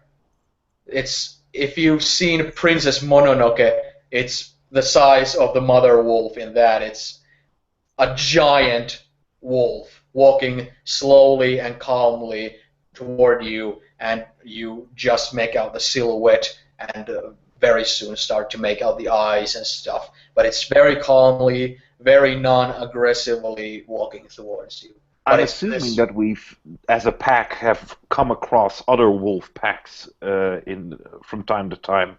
Yeah, and they've How do all been different wolf just as packs? regular as your own pack members. Yeah, how do other wolves interact with each other? Is it like aggressive or not? Or Um, well, when it comes to packs, you usually have kind of territories. So when somebody comes to your territory, if it's like if it's usually this kind of either hostile or this kind of that you need to respond to at least semi-hostily, so that they'll know to respect your territory type of thing. But this wolf seems to be alone, and you're alone. So it's more of a situation where you're kind of confused, not sure what you should do in a situation like this. then I'll probably like stand there and look neutral, like as in like, all right. So on the point of fight or flee, that sort of stuff. Like, what am I gonna do? Because this thing is huge, which is not necessarily a bad thing. But if it's aggressive, then I need to get the fuck out of here. Yeah. Well, once it comes closer, and you definitely know that it sees you, of course, and that sort of thing. It's like I'm assuming, yeah. it's not like it's not like it doesn't it just hasn't reacted to you or anything like that. It's still like calm, and it completely calmly just comes, and about 5 meters from you, it kind of stops walking, and it just looks at you with this look in the eyes that is not aggressive at all. It's this passive type of almost a bit inviting. If it was a human face, they would have a very mild smile and this calming presence about them. Then I'll probably be like, you know, wiggling a bit and like trying to communicate that I'm not sure if I'm in its territory or something, but I'm definitely not a threat. And I'll making clear that can I smell if it's a he or a she? It's a she. It's a she. Oh, that's weird. Then I'll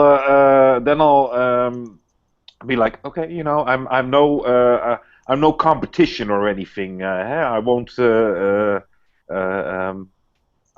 stay. I won't get in your way or that sort of thing. And just please don't hurt me. You see that she looks at your reactions, and she looks, warm and kind of amused, and she goes to turn around to face the direction she came from. But before she faces that direction completely, when she still has her side towards you, she turns her head a little bit, not exactly pointing at you, but turns her head, and something you've never heard before, but what makes perfect sense the moment you realize it, is that she lets out the words "come," and it's like, you know how in Star Wars Chewbacca's the language is a full-blown language made out of grunts and yelps and stuff. Uh, the werewolf language is also a full-blown language made out of body gestures and like forming sentences and stuff from different grunts and yelps and that sort of thing. The moment you hear her say the words "come," uh, uh, it immediately makes sense. It's immediately like you've known this language your whole life, but you've just never realized it's there to be expressed, you know, and you've craved for something like that when you've had these deep thoughts and intricate ideas and you haven't been able to communicate them to your pack members. But when she says that, it uh, kind of makes your eyes go wide and kind of uh, takes you aback a little bit. But she says that and turns her back to you and starts to walk to the direction she came from as slowly as she was coming in, so that she's like inviting you to walk with her. I'll walk at a respectable distance behind her, and I'll try to like express or say something to her in this similar way as she said "come," and I'll say to her that I'm alone. She she kind of stops and turns her head and looks at you with these sympathetic eyes on her. You know, she's totally a giant compared to you, but she looks at you like someone who doesn't. She doesn't. There is no air of trying to play any games. She doesn't seem like she's trying to dominate you or use you for anything or have a task for you. She just seems like she's warm and inviting to you. And she looks at you and says, uh, I was alone too once. Then I'll walk after her. She'll turn her head forward again and walk, you know, at that same pace. And uh, she'll say, um, when I was as young as you, I didn't have anyone to come and get me, so I'm here to come and get you. I'll smell and sniff around. My head is somewhat lower than it usually is because of the sadness and things that I'm carrying around with me at this point. But I'll kind of raise my head and sniff around to sniff if I can smell any other wolves. Do Uh, I? no, you don't. You smell the similar smells you've always smelled, but her smell is very, even though you smelled and heard her before you saw her through the mist, uh, now that you're very close and you know kind of what's in front of you and you're smelling with the intent of like, you know, mapping out who is this other wolf and that sort of thing, uh, you get this kind of strange. She doesn't smell like a common wolf. From her size, you're expecting, of course, that she wouldn't be in anything but size a common wolf, you know, especially since she talked to you and all that. Um, but she has this smell, this I don't know, this kind of foreign smell. She seems like she's not from these parts. It just seems like she's been to places and attached smells from different places and exotic things to her fur type of thing, where it's like you get this feeling that she's, in your perspective and from your point of view, somewhat ancient. Where's your pack? Like you, I don't have a pack.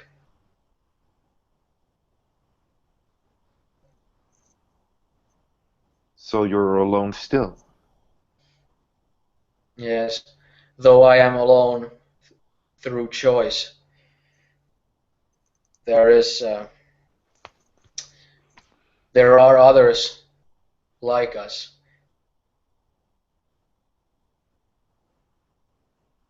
Alone is bad. It is. I am going to, I'm going to take you to meet others like us, so you can see that what occurred is not a blight, that is not anything. Um, it's not a bad thing that happened to you, and don't think that I don't know how bad it must have been for you, but it is something all of us have lived through and have to live with through our days.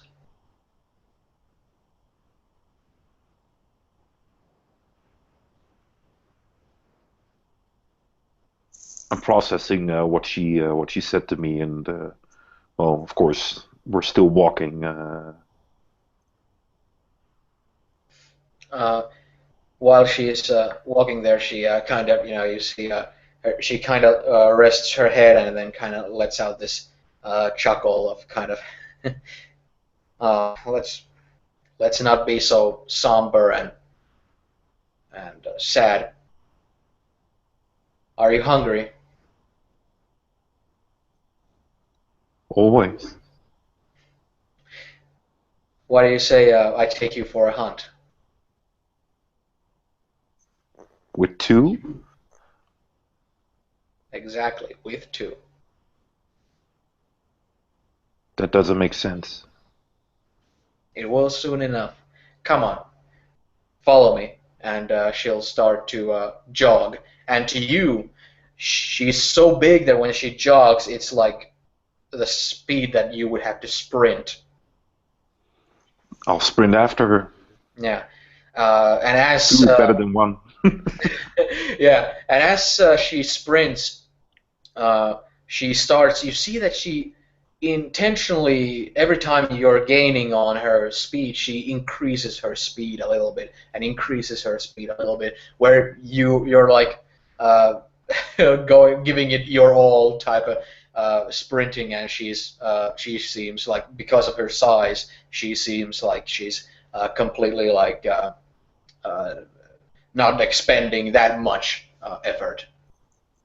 And she turns her head and looks at you with this warm look on her face as she sees you with like you have to run so fast that your tongue is kind of Yeah. like Blabber is going behind me, that sort of stuff. Yeah.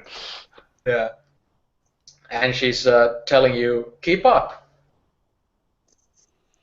I'll do my very best to keep up. When One it that size could probably bring down something big, and well, if there's only two people eating from it, I might even get a good share. uh well, as you keep running and you're like giving it your all, you do notice that she at one point just lets out this chuckle and says, "Come on, keep up!" And she sprints herself. All of a sudden, the speed difference has become quite great. All right. Well, I'll try to plan my route in following her, seeing that the distance now is a lot bigger, so I know where to go. And I might not actually follow her exact footsteps because her jumps and leaps and that sort of stuff make terrain probably a lot easier for her to traverse than mine. So I'll plan my own route, but do my extreme best to keep up with her. Okay, it's after a while you actually notice that you've gone into a bit of a higher ground, and when you run, you see like on your side, you see that she's running like this kind of circle, and you're running like a straight in a bit of a higher ground. You can, like you're running, you can see down to your side, and you can see her coming there, and your plan is basically working as you're as you're making your own routes. You're an independent thinker. Yeah. Think out of the box. Yeah, and as this kind of a, you see that after a while you've been going straight, and she's coming in like a circle-like motion. Once you both start to get to the same kind of level, you all of a sudden notice that, yeah, I can see that she is running as fast as she can, but for some reason I am keeping up with her. Like, you're running the same speed, even though she's clearly running as fast as she was earlier. And you just feel like this, in this kind of flow of, again, exhausting yourself, you all of a sudden pay attention to the fact that once your kind of levels of running have come back to the same level, you notice that, oh, you're the exact same height. Like, you've during this running, you've instinctively either she's shrunken down, or no, that can't be possible. Your head is on the same height level as hers is, and you see her turning her head, and you see her like also panting, and she looks overjoyed on her face as you're running beside her. All right, I'll keep running, and I'll try to even overtake her in this, and hopefully make it a thing like, come on, keep up. Okay. Well, you with this kind of a burst of inspiration for this attempt, you do gain speed on her, and you hear this this thing that you've again never heard before clearly, but when you hear it, you know exactly what it is. She's letting out a joyous laughter, just this, and she's running after you, and it's just this kind of a this thing of all this this new ground of the forest that you've never really. This is very like off the beaten path for your former pack. There's hundreds of new things to be seen and to be marked, and to be get the smells of, and these the mist is kind of passing off. It was more in the places where you slept, and everything is becoming clearer, and the sun is up, and all this air and these branches and all, everything is just going past you, and you just feel this for this moment when you're running here, all of the sad thoughts that you have, like, you're completely focused on what you're doing at the moment. You're like living in the moment and focused on what you're doing, and your mind doesn't wander off into any depressing thoughts or anything of the sort. And you feel like this, you just feel this, just this joy. It feels similar to playing with your sibling. It's like you're running free in the woods, like run to the hills, like you're going there, and after a while of running, you come across this very wide river, and it's like that's where you put on the brakes. Type. It's not big. It's not small enough for you to leap over, and type of thing. It's but it's like the sun is shining, and you see this kind of glimmering diamond-like light reflecting off of the water, and the river is running at quite a nice speed there, and you just stop there with this panting, and the other wolf comes from behind you also, very like and, walks behind you, and just it's just, you know, again, just letting out this joyous laughter of that was good. I'll drink from the water. she'll join you as you drink from it. It feels very refreshing. You don't remember ever coming across this river, so it must not the downstream or upstream must not be near the paths or territories that your former pack used to take. But but this is again something completely new, you know. And you notice like as you're there and you're kind of getting back on the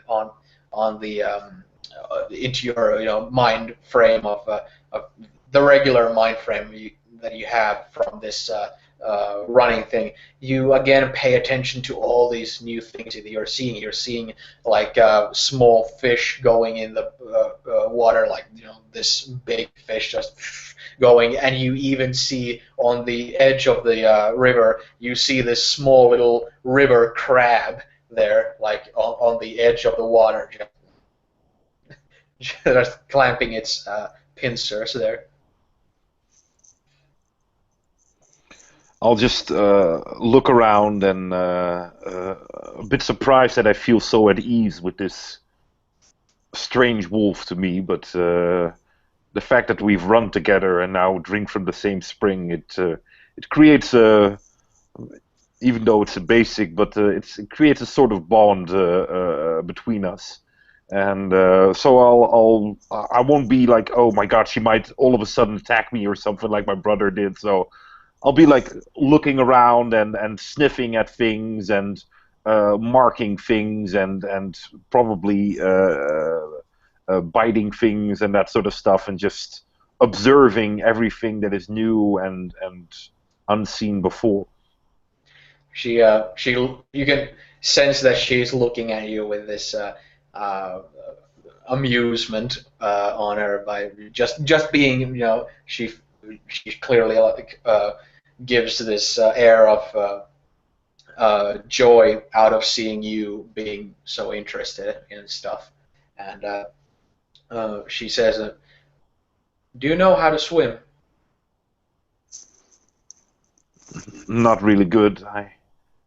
We didn't have a lot of water where I lived. Some small springs, but usually we just jump over them. Well, the current isn't that strong.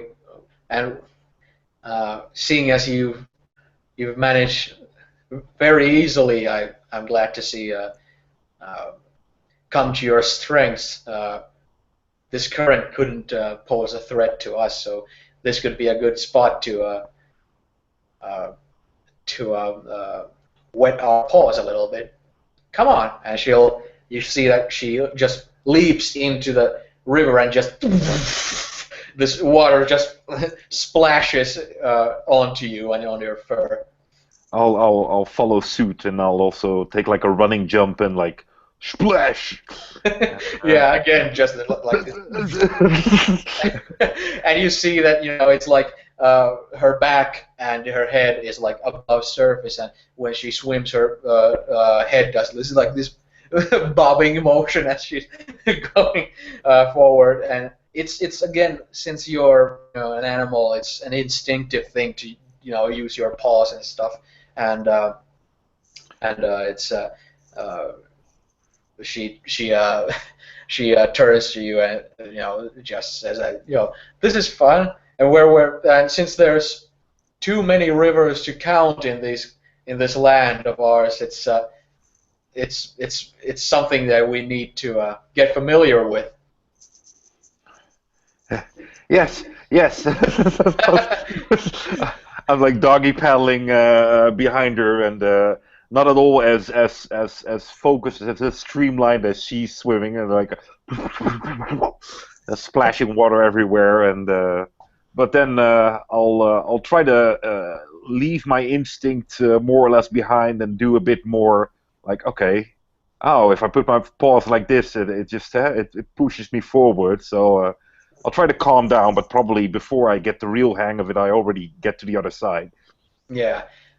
You see that you get to the other side and go ashore and all that, and of course, instinctively shake the water off your body and that sort of thing. You see that she's still in the water, and you see that she says, "Hey, look at this," and she takes a straight down dive into the water, just and in a few seconds she comes up, and she has a like the leg bone of some animal, most likely a deer or a moose or something of the sort, and she just pulled it off from the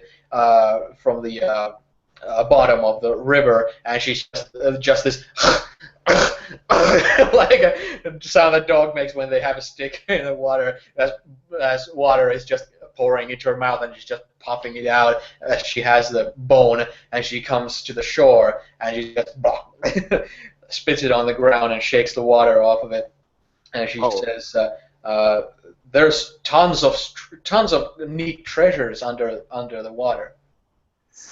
Seeing her diving up this bone makes me really enthusiastic, and I'm like, "Oh, a bone, a bone!"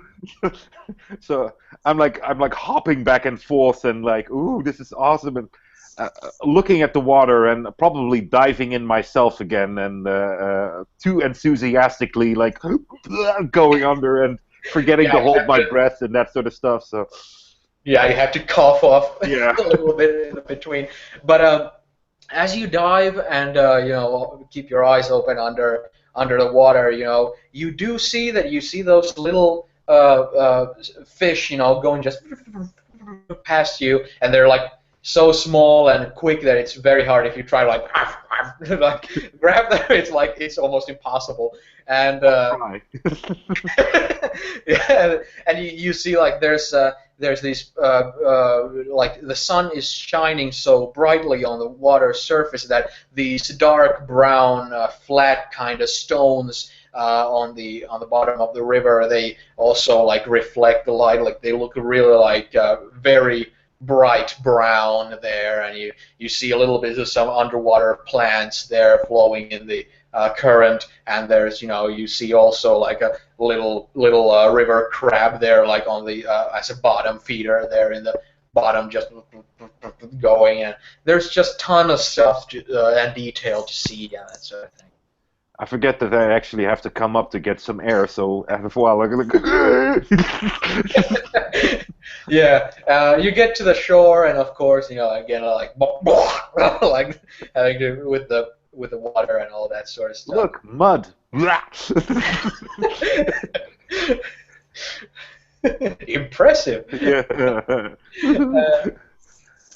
And she'll just again in this very like this excited and positive tone, she nods her head towards the woods of come on, let's go get that prey.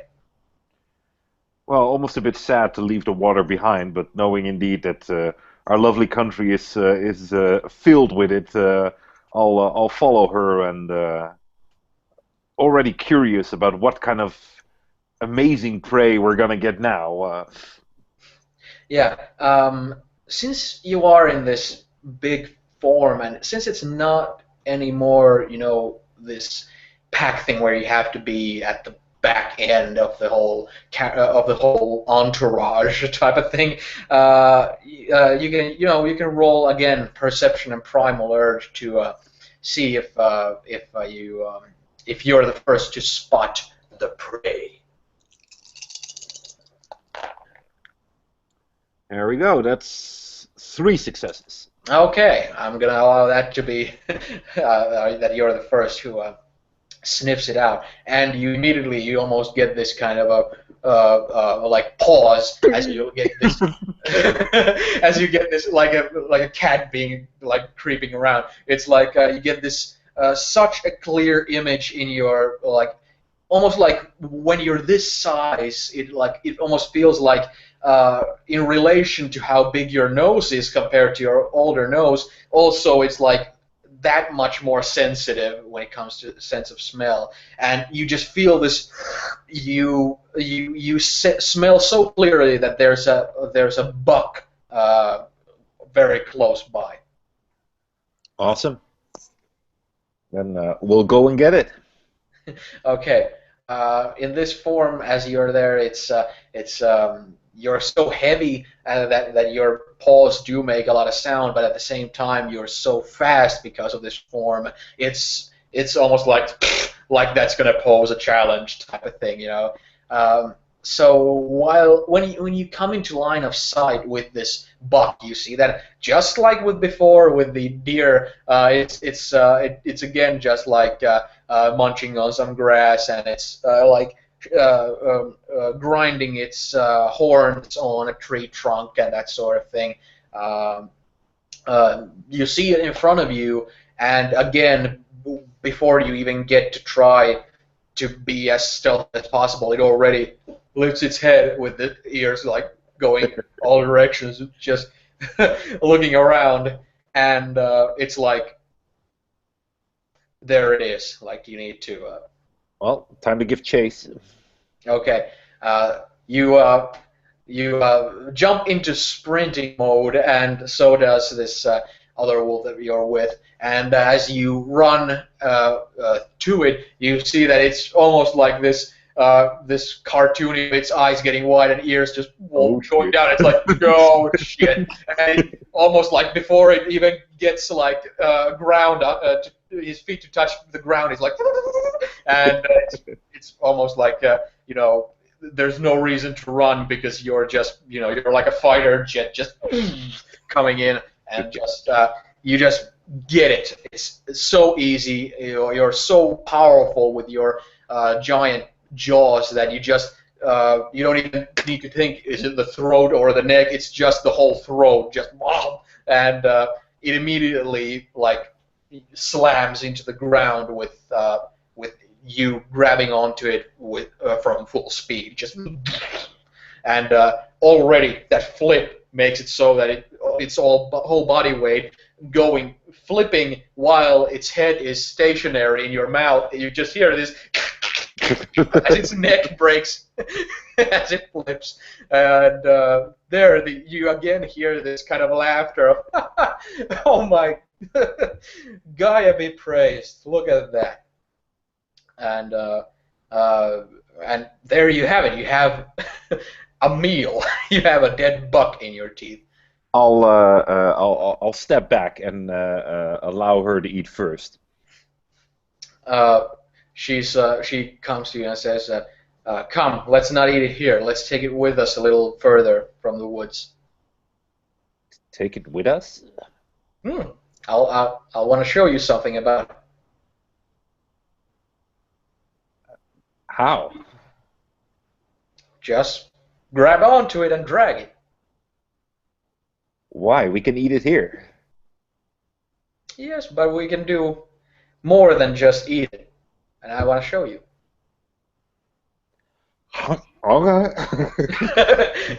As she's walking with you, she explains to you that, see,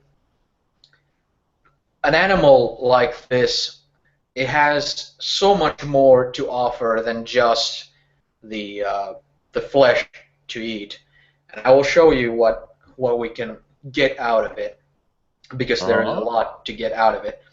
And after a while, you come into this clearing where there's another river, most likely the same river that's split into two separate streams.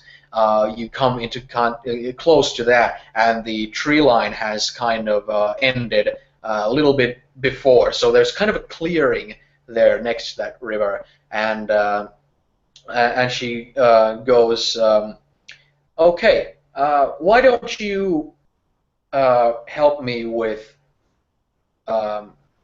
digging that ground there into dirt? We need to make a patch of ground that's nothing but dirt. Can you do that?" Can I do that? Of course. Yeah, I dropped the thing and immediately start to dig.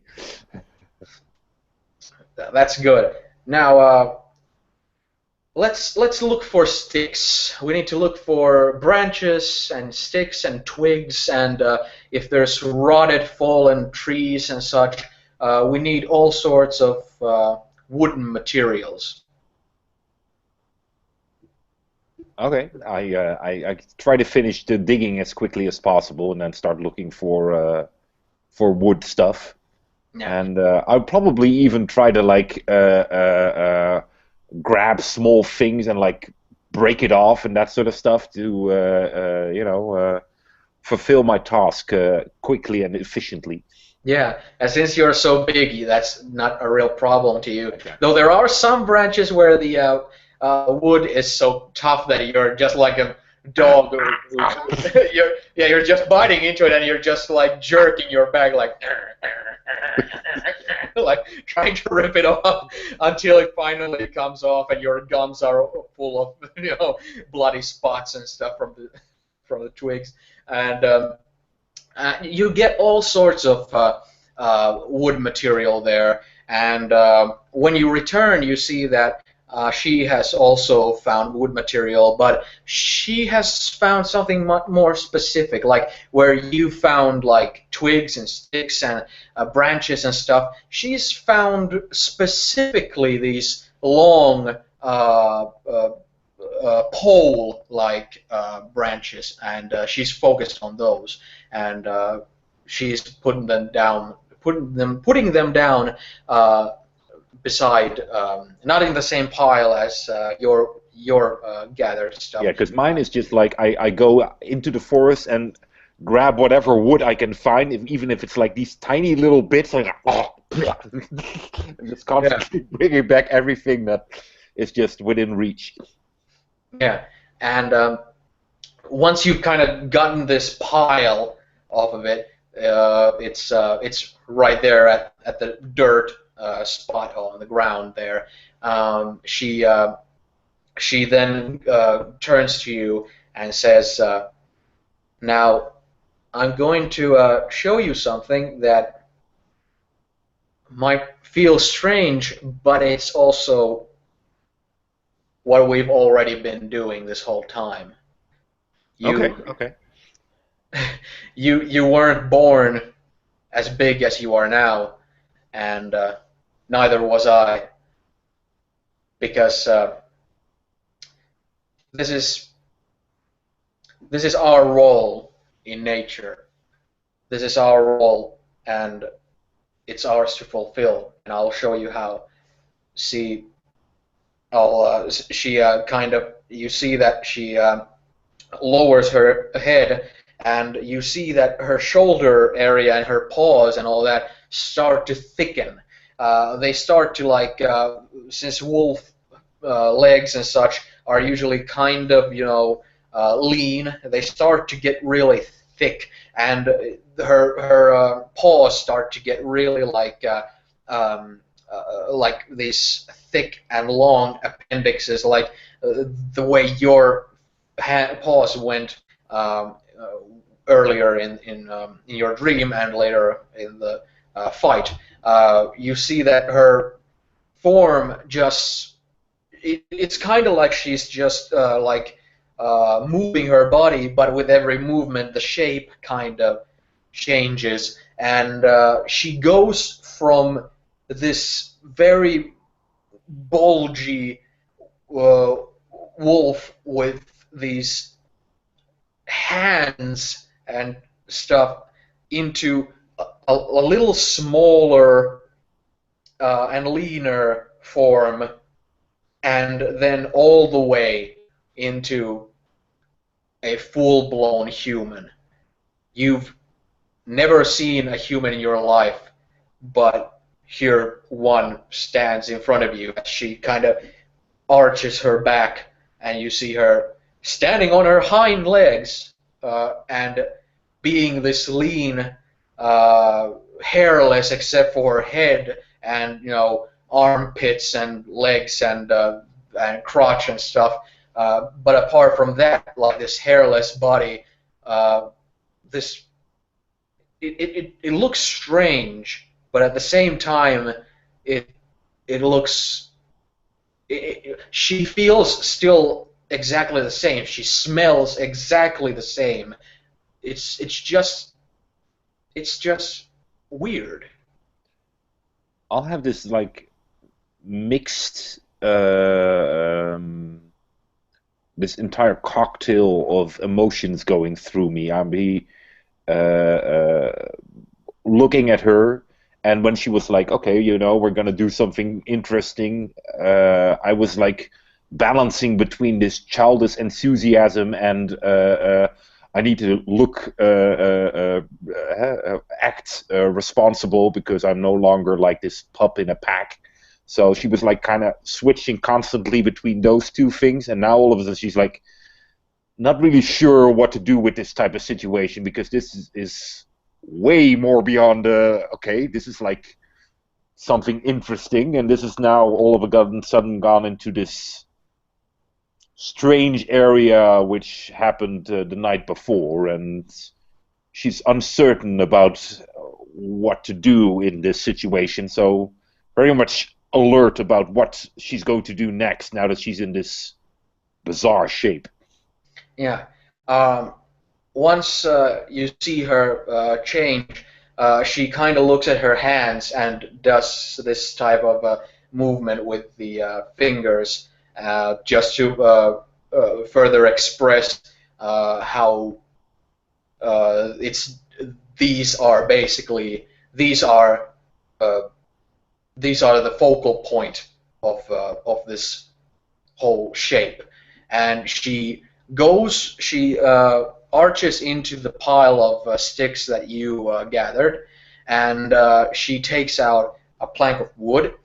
She takes a stick that she breaks with her hands, and she takes a stone from the ground, and she presses the stick on the wood. She presses the stone on the um, on the uh, on the stick, and she starts to grind it with this very intense, this kind of that you see like sweat coming off of her body everywhere as she's grinding this stick on this piece of wood while surrounding it with these dried twigs and stuff that you brought her, and she's just grinding it, and you start to see smoke coming off of it. You could have seen uh, you could have seen fire from like a forest fire. Maybe a lightning has struck somewhere, and you've seen something of the sort. Um, but you see her grinding it, and smoke comes off of it. And before you know it, you see the dried twigs start to get on fire, and she immediately starts to blow on it, making a tight, her lips tight and blowing from her mouth this very concentrated puff of air into the thing she grinded, and it all of a sudden starts to let out this crackling sound, and the smoke that you smell it very like it kind of irritates your eyes and your nose, the smoke that's coming off of it. I But start to back up. yeah, and it in a short while, you have a full-blown bonfire in front of you, and she stands up and like puts her hands on her hips and looks at it and looks at you, and and looks kind of like uh, uh, like without saying anything, she looks like kind of this sea, you know. What have you done?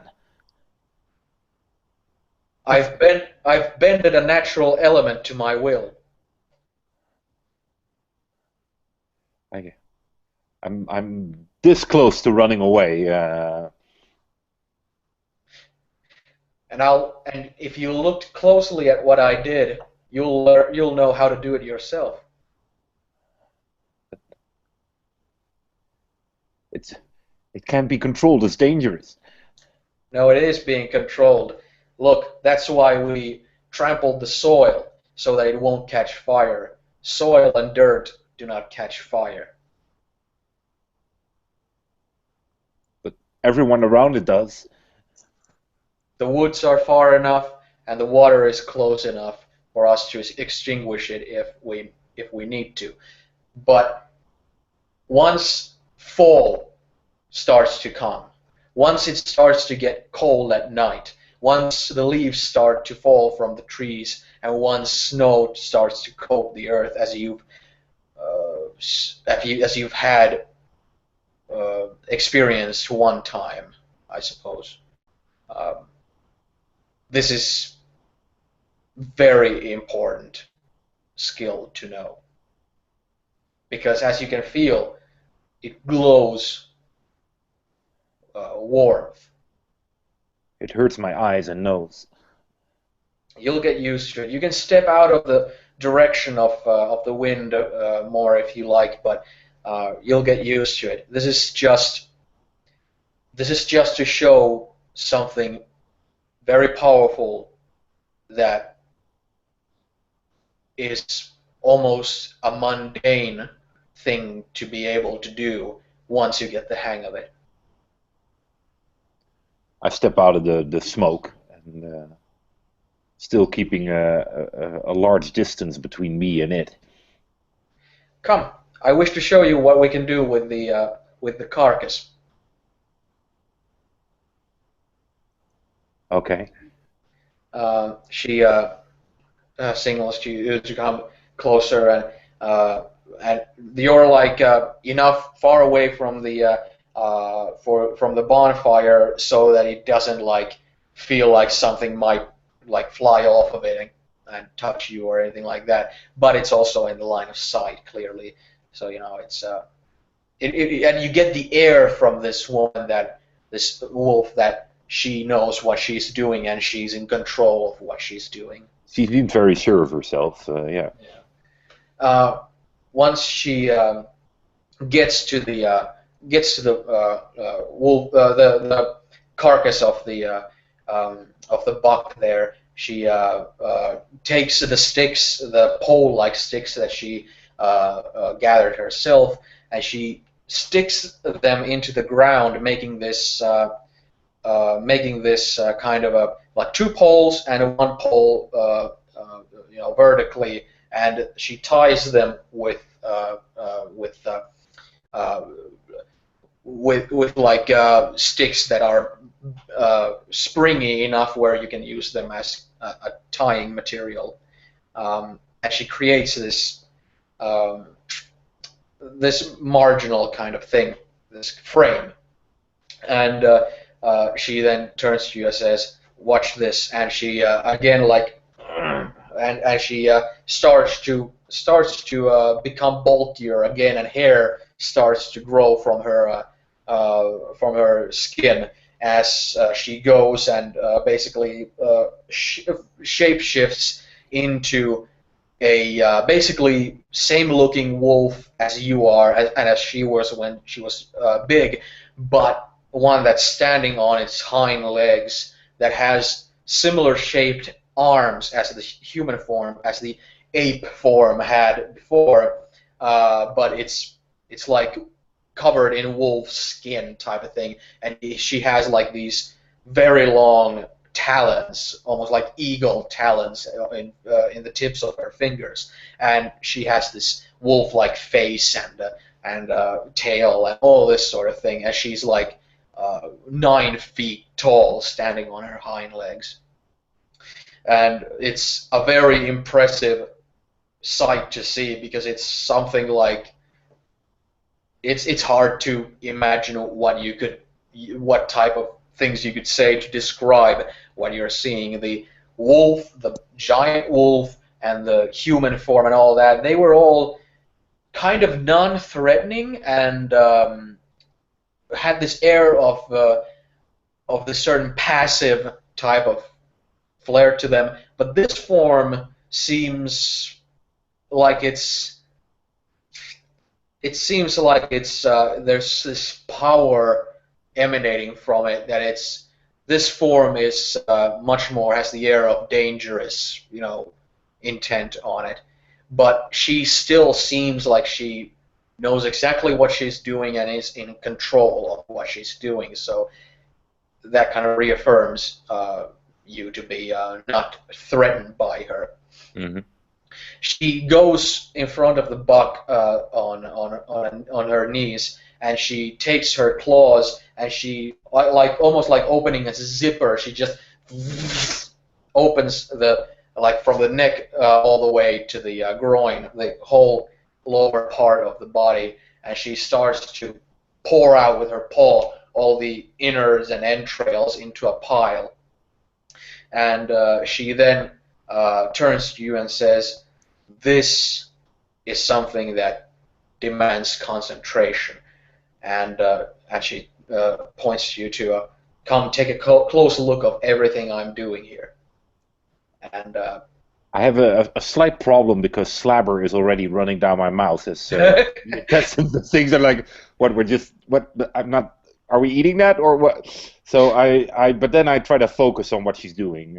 Yeah, she's using her claws, like rolling up the skin and using her claws to always like rip the skin off of the flesh and then rolling it again and removing its attachments. And this takes some time, and it requires patience and this kind of focus. And there's a fire there, there's a river there, there's the forest with all this life teeming going in it, and there's the hunger that you have, like can we eat yet type of thing, and yet it's like like this. She says that patience will be rewarded.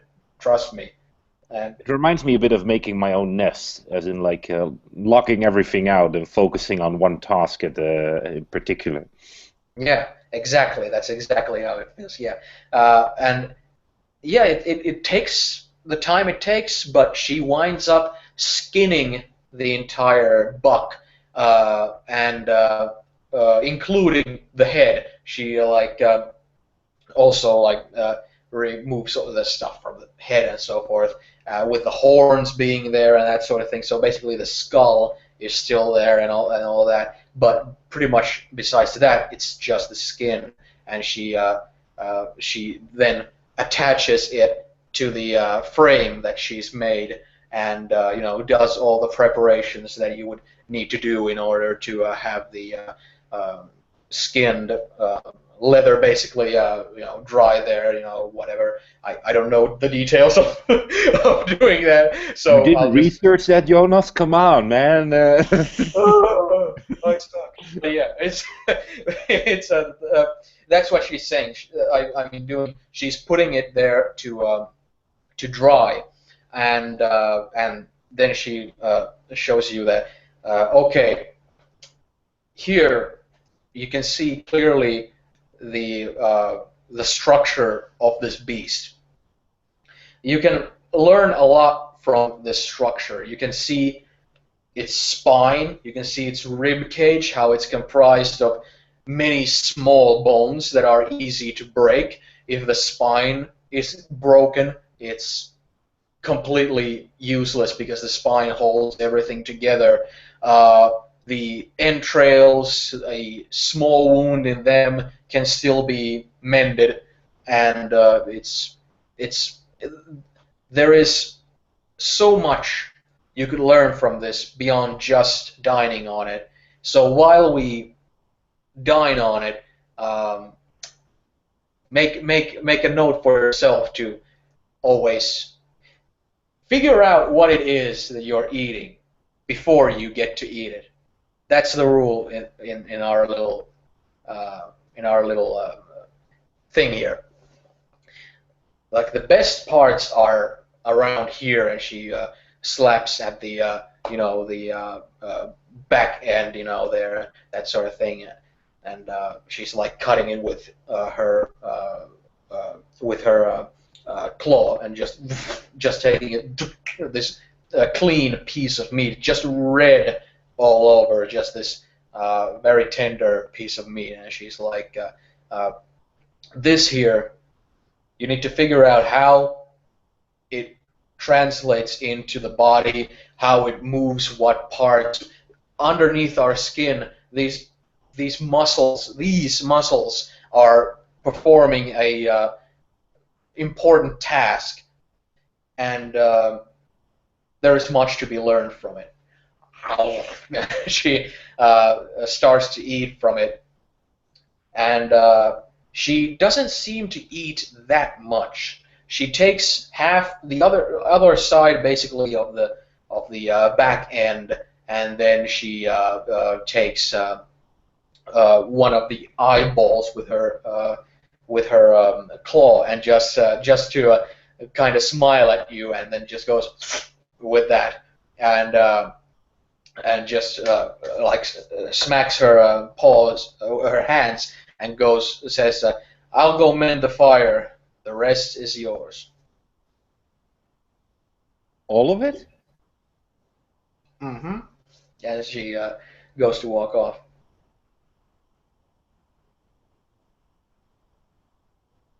I'm a little bit taken aback by this. I didn't expect to have so much,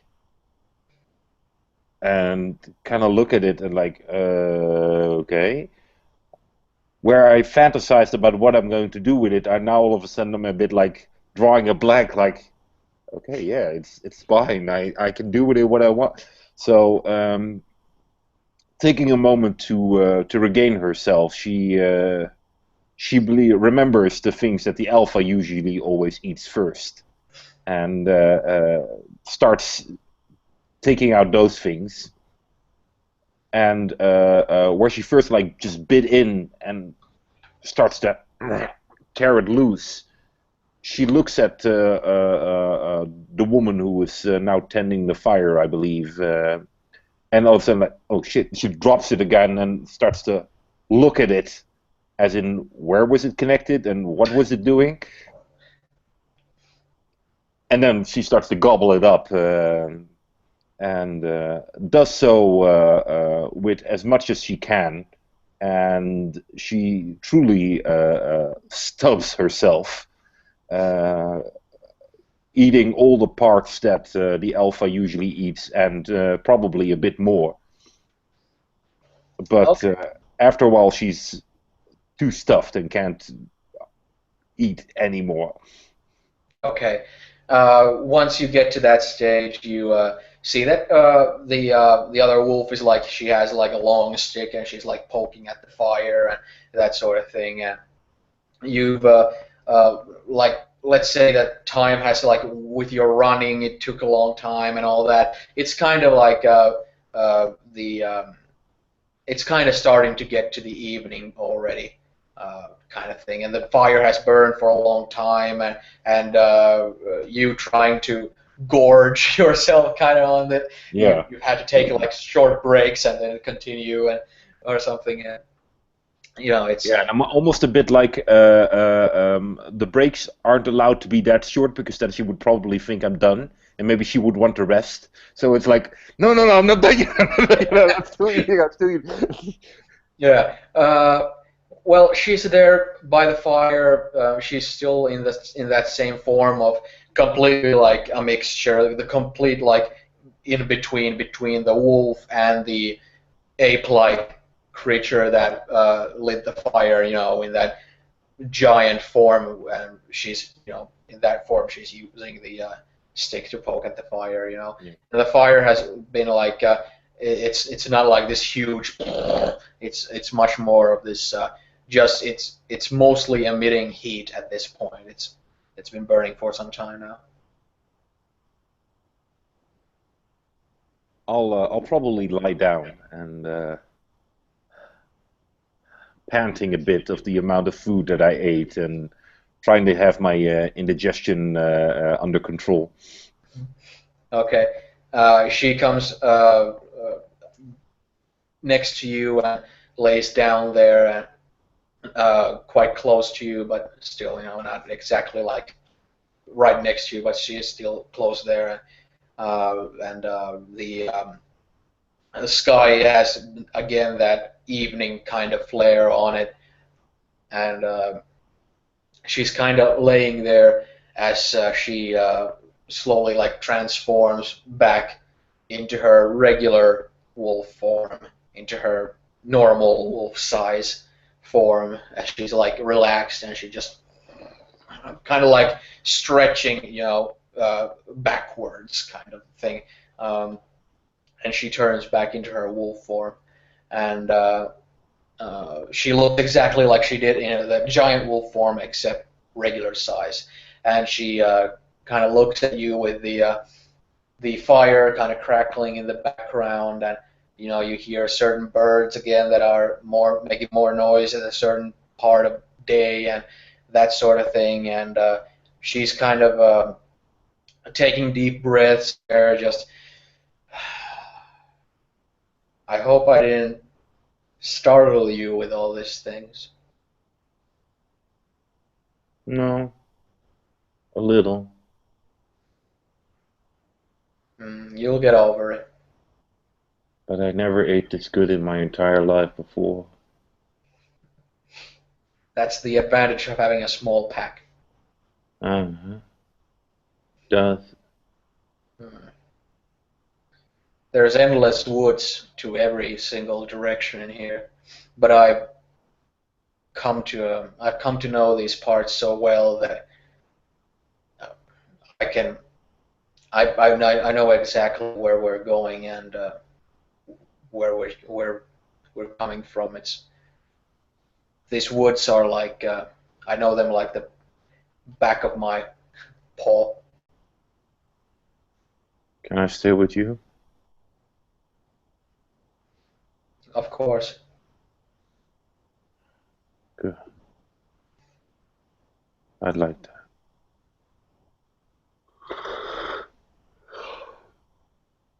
Can you can you guess how old I am? What does it matter? Are you dying? No, no. It's just it's just for preference. Preference. From looking at me, how old do you think I am? 5? Hmm. Well, I'm 32, and to you it's like somebody like a human saying they're like 250 years old. 32 moon cycles? 32 12 moon cycles.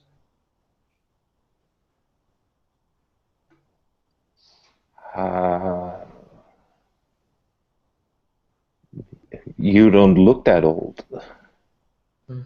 You'll say that you'll say that's about yourself as well one day. See, there's a reason why there's a reason why I can I know these things that I'm showing you because unlike unlike the uh, unlike the others who share our appearance but not what's between our ears, unlike them, we walk this earth, we walk these woods for multiple lifetimes. We we have a connection to these woods that cannot be expressed in words. These trees are, some of them are hundreds of years old. These these cliffs, these rocks are absolutely ancient.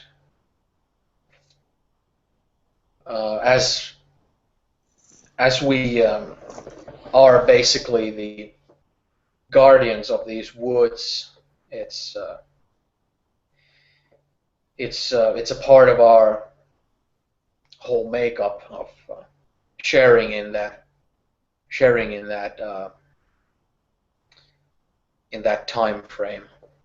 We're not finite like many creatures in this world where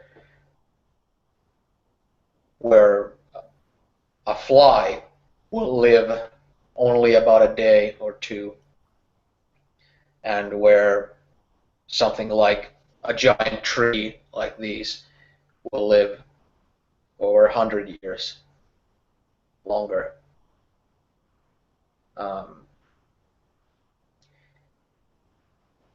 Just like with us changing our appearance, like forming ourselves, it's all in the harmony of these woods. When a tree rots and falls down, it still supports life. It's the tree. Maybe a tree may have had a nesting place for birds when it was erect, and when it falls dead, it provides the necessities of life to many other creatures who rely on a fallen dead tree. There is this harmony when you in your old pack used to eat the kills that you hunted down, and you discarded the entrails and the skin and many of the other things. There are miniature creatures around everywhere in the woods, like you've seen the ants on ant hills and beetles and other such creatures. They dine on our leftovers. It's all coming back to the woods. The woods give us sustenance and nourishment in food, in drink, in shelter, in light, and in the cover of dark, and we give back. By the end of our lives, we give our earthly bodies to the woods back, almost like thank you for borrowing it to us type of thing. It's an extremely important duty that we are born for, that we are shaped for and created for by these woods, by this earth, by this everything around us that's shaped us into what we are.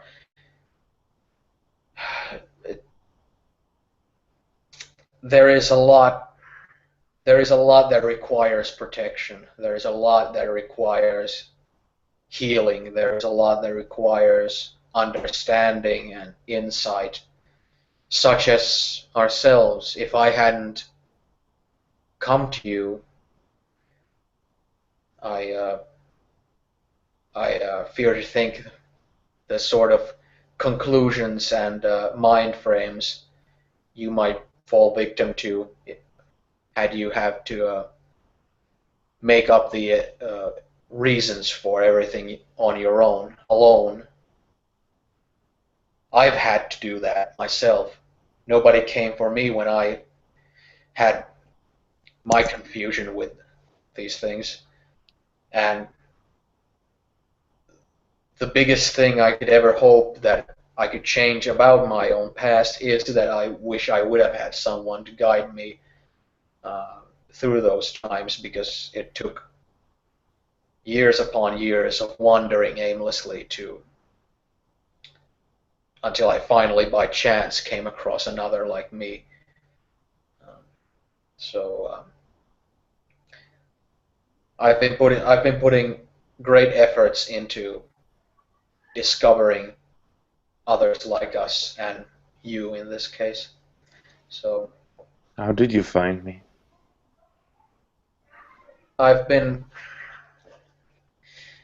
these parts are so well known to me that I have many allies, I have many friends in the woods where I can ask for help from other residents of the forest. I can speak with them, I can speak with these woods themselves, I can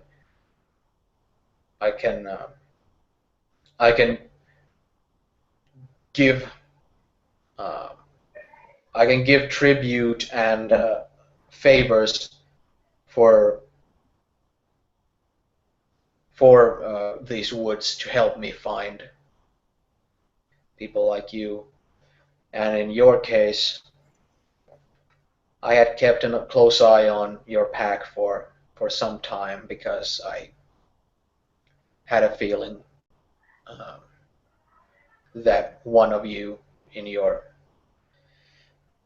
pack was to be one of us. Do you know what happened to my brother?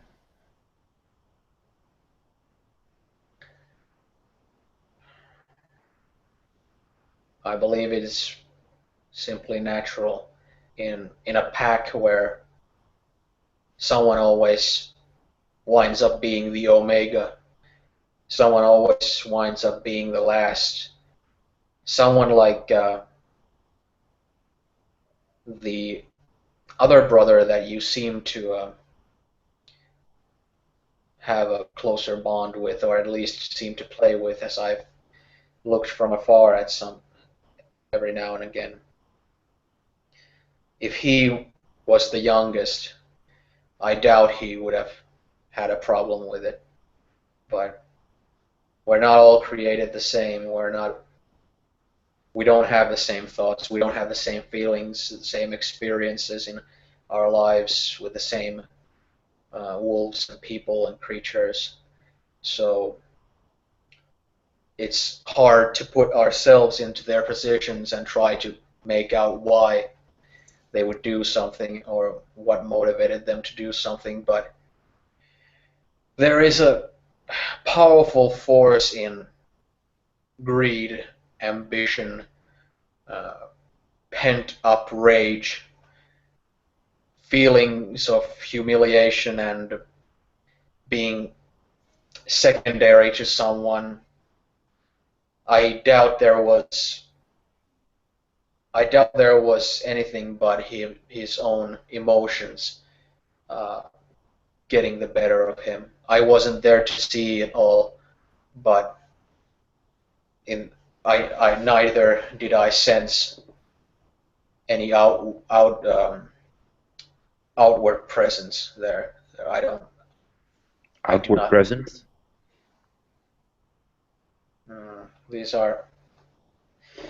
are things that I wished I could explain later on once I bit by bit explain to the inner workings of this world around us to you. But let's just say that there are forces around us, like the harmony of the wilderness and the woods, like the love a mother would have for their child, or hunger, or lust for life. There are also forces of of greed and of animosity, of fear, of rage, of of many sorts that make manifest in strange ways that is hard to understand, especially when you're still young. But sometimes these sorts of these sorts of things can make manifest from an outward perspective where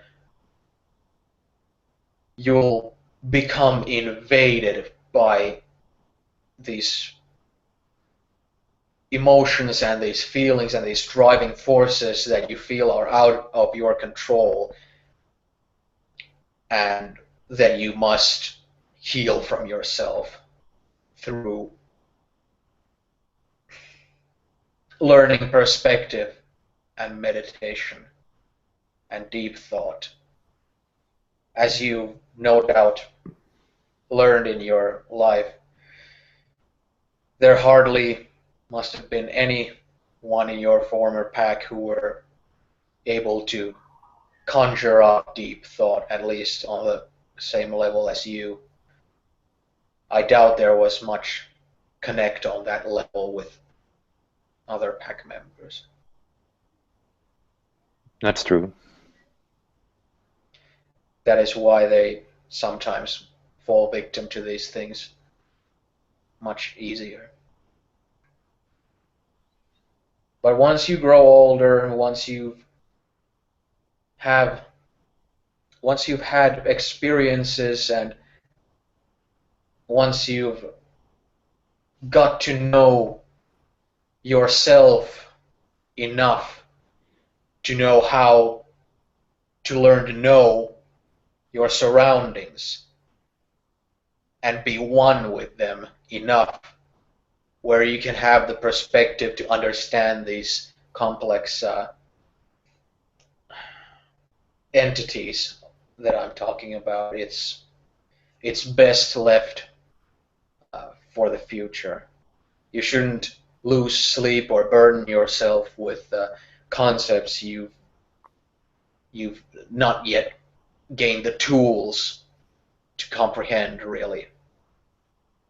That is why I need to stick by your side as long as it takes until you learn your own way. All right. I'd like that. My name is North Star, by the way. North Star. It's a nice name. Have you ever looked at the stars? A lot of times I like them. They're You see like that? You see that one there? She's pointing her nose. Can you make out any constellations?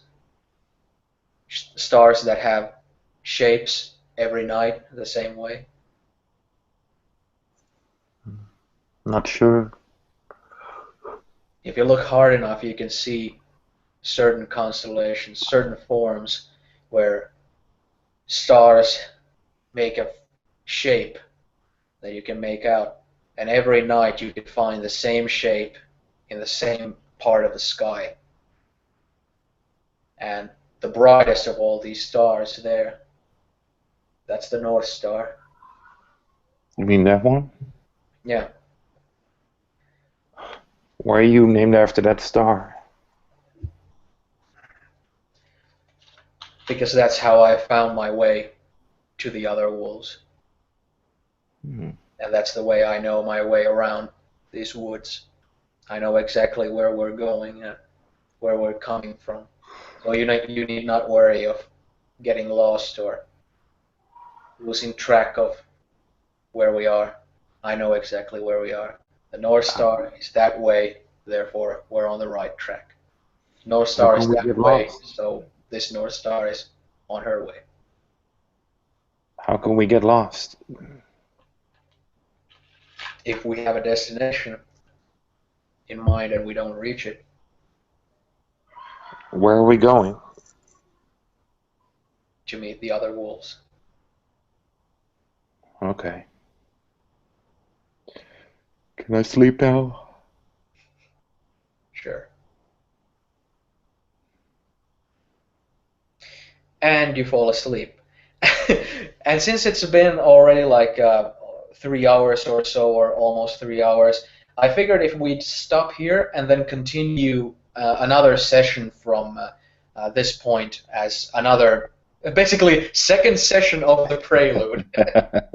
Sure, it's fine with me. Yeah. Okay, so we'll figure out a date on which to continue this, but yeah, I'm planning, for anybody who's watching, I'm planning on the actual campaign to start in somewhere around the early parts of April, because I'm playing in another campaign at the moment, and with my timetable, it's very hard to get two games at the same time, with every other player's timetables also having to fit that schedule. You know, you need space to move around and sometimes play on Friday, sometimes Saturday, sometimes Sunday. So once I finish that, which is most likely due before April, then I'll have free time to get the whole campaign with all the other players going as well. But this prelude is to continue as soon as possible. So Nice. yeah, it's been fun to run a game after a while. It's been a long time for me, and it's great to get to play with my friend Rogier here. Since has it been like a year since we last played with each other? I think so. Yeah, yeah. Maybe a little Okay. over a year even. Yeah, there's still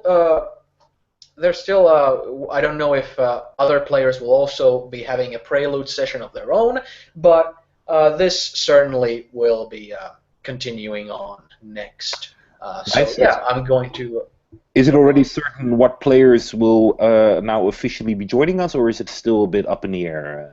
It's still a bit in the up in the air, but for anybody who's watching, I already know if somebody doesn't make it, I already have a plan B, in mind. So don't be sitting here begging me to have you here. Or no, yeah, sorry. Begging, oh please, Jonas, let me join your game. I am so great that you beg to be in my games. But yeah, just like you begged, you Yeah. all beg. I sent But you yeah. dozens of gifts.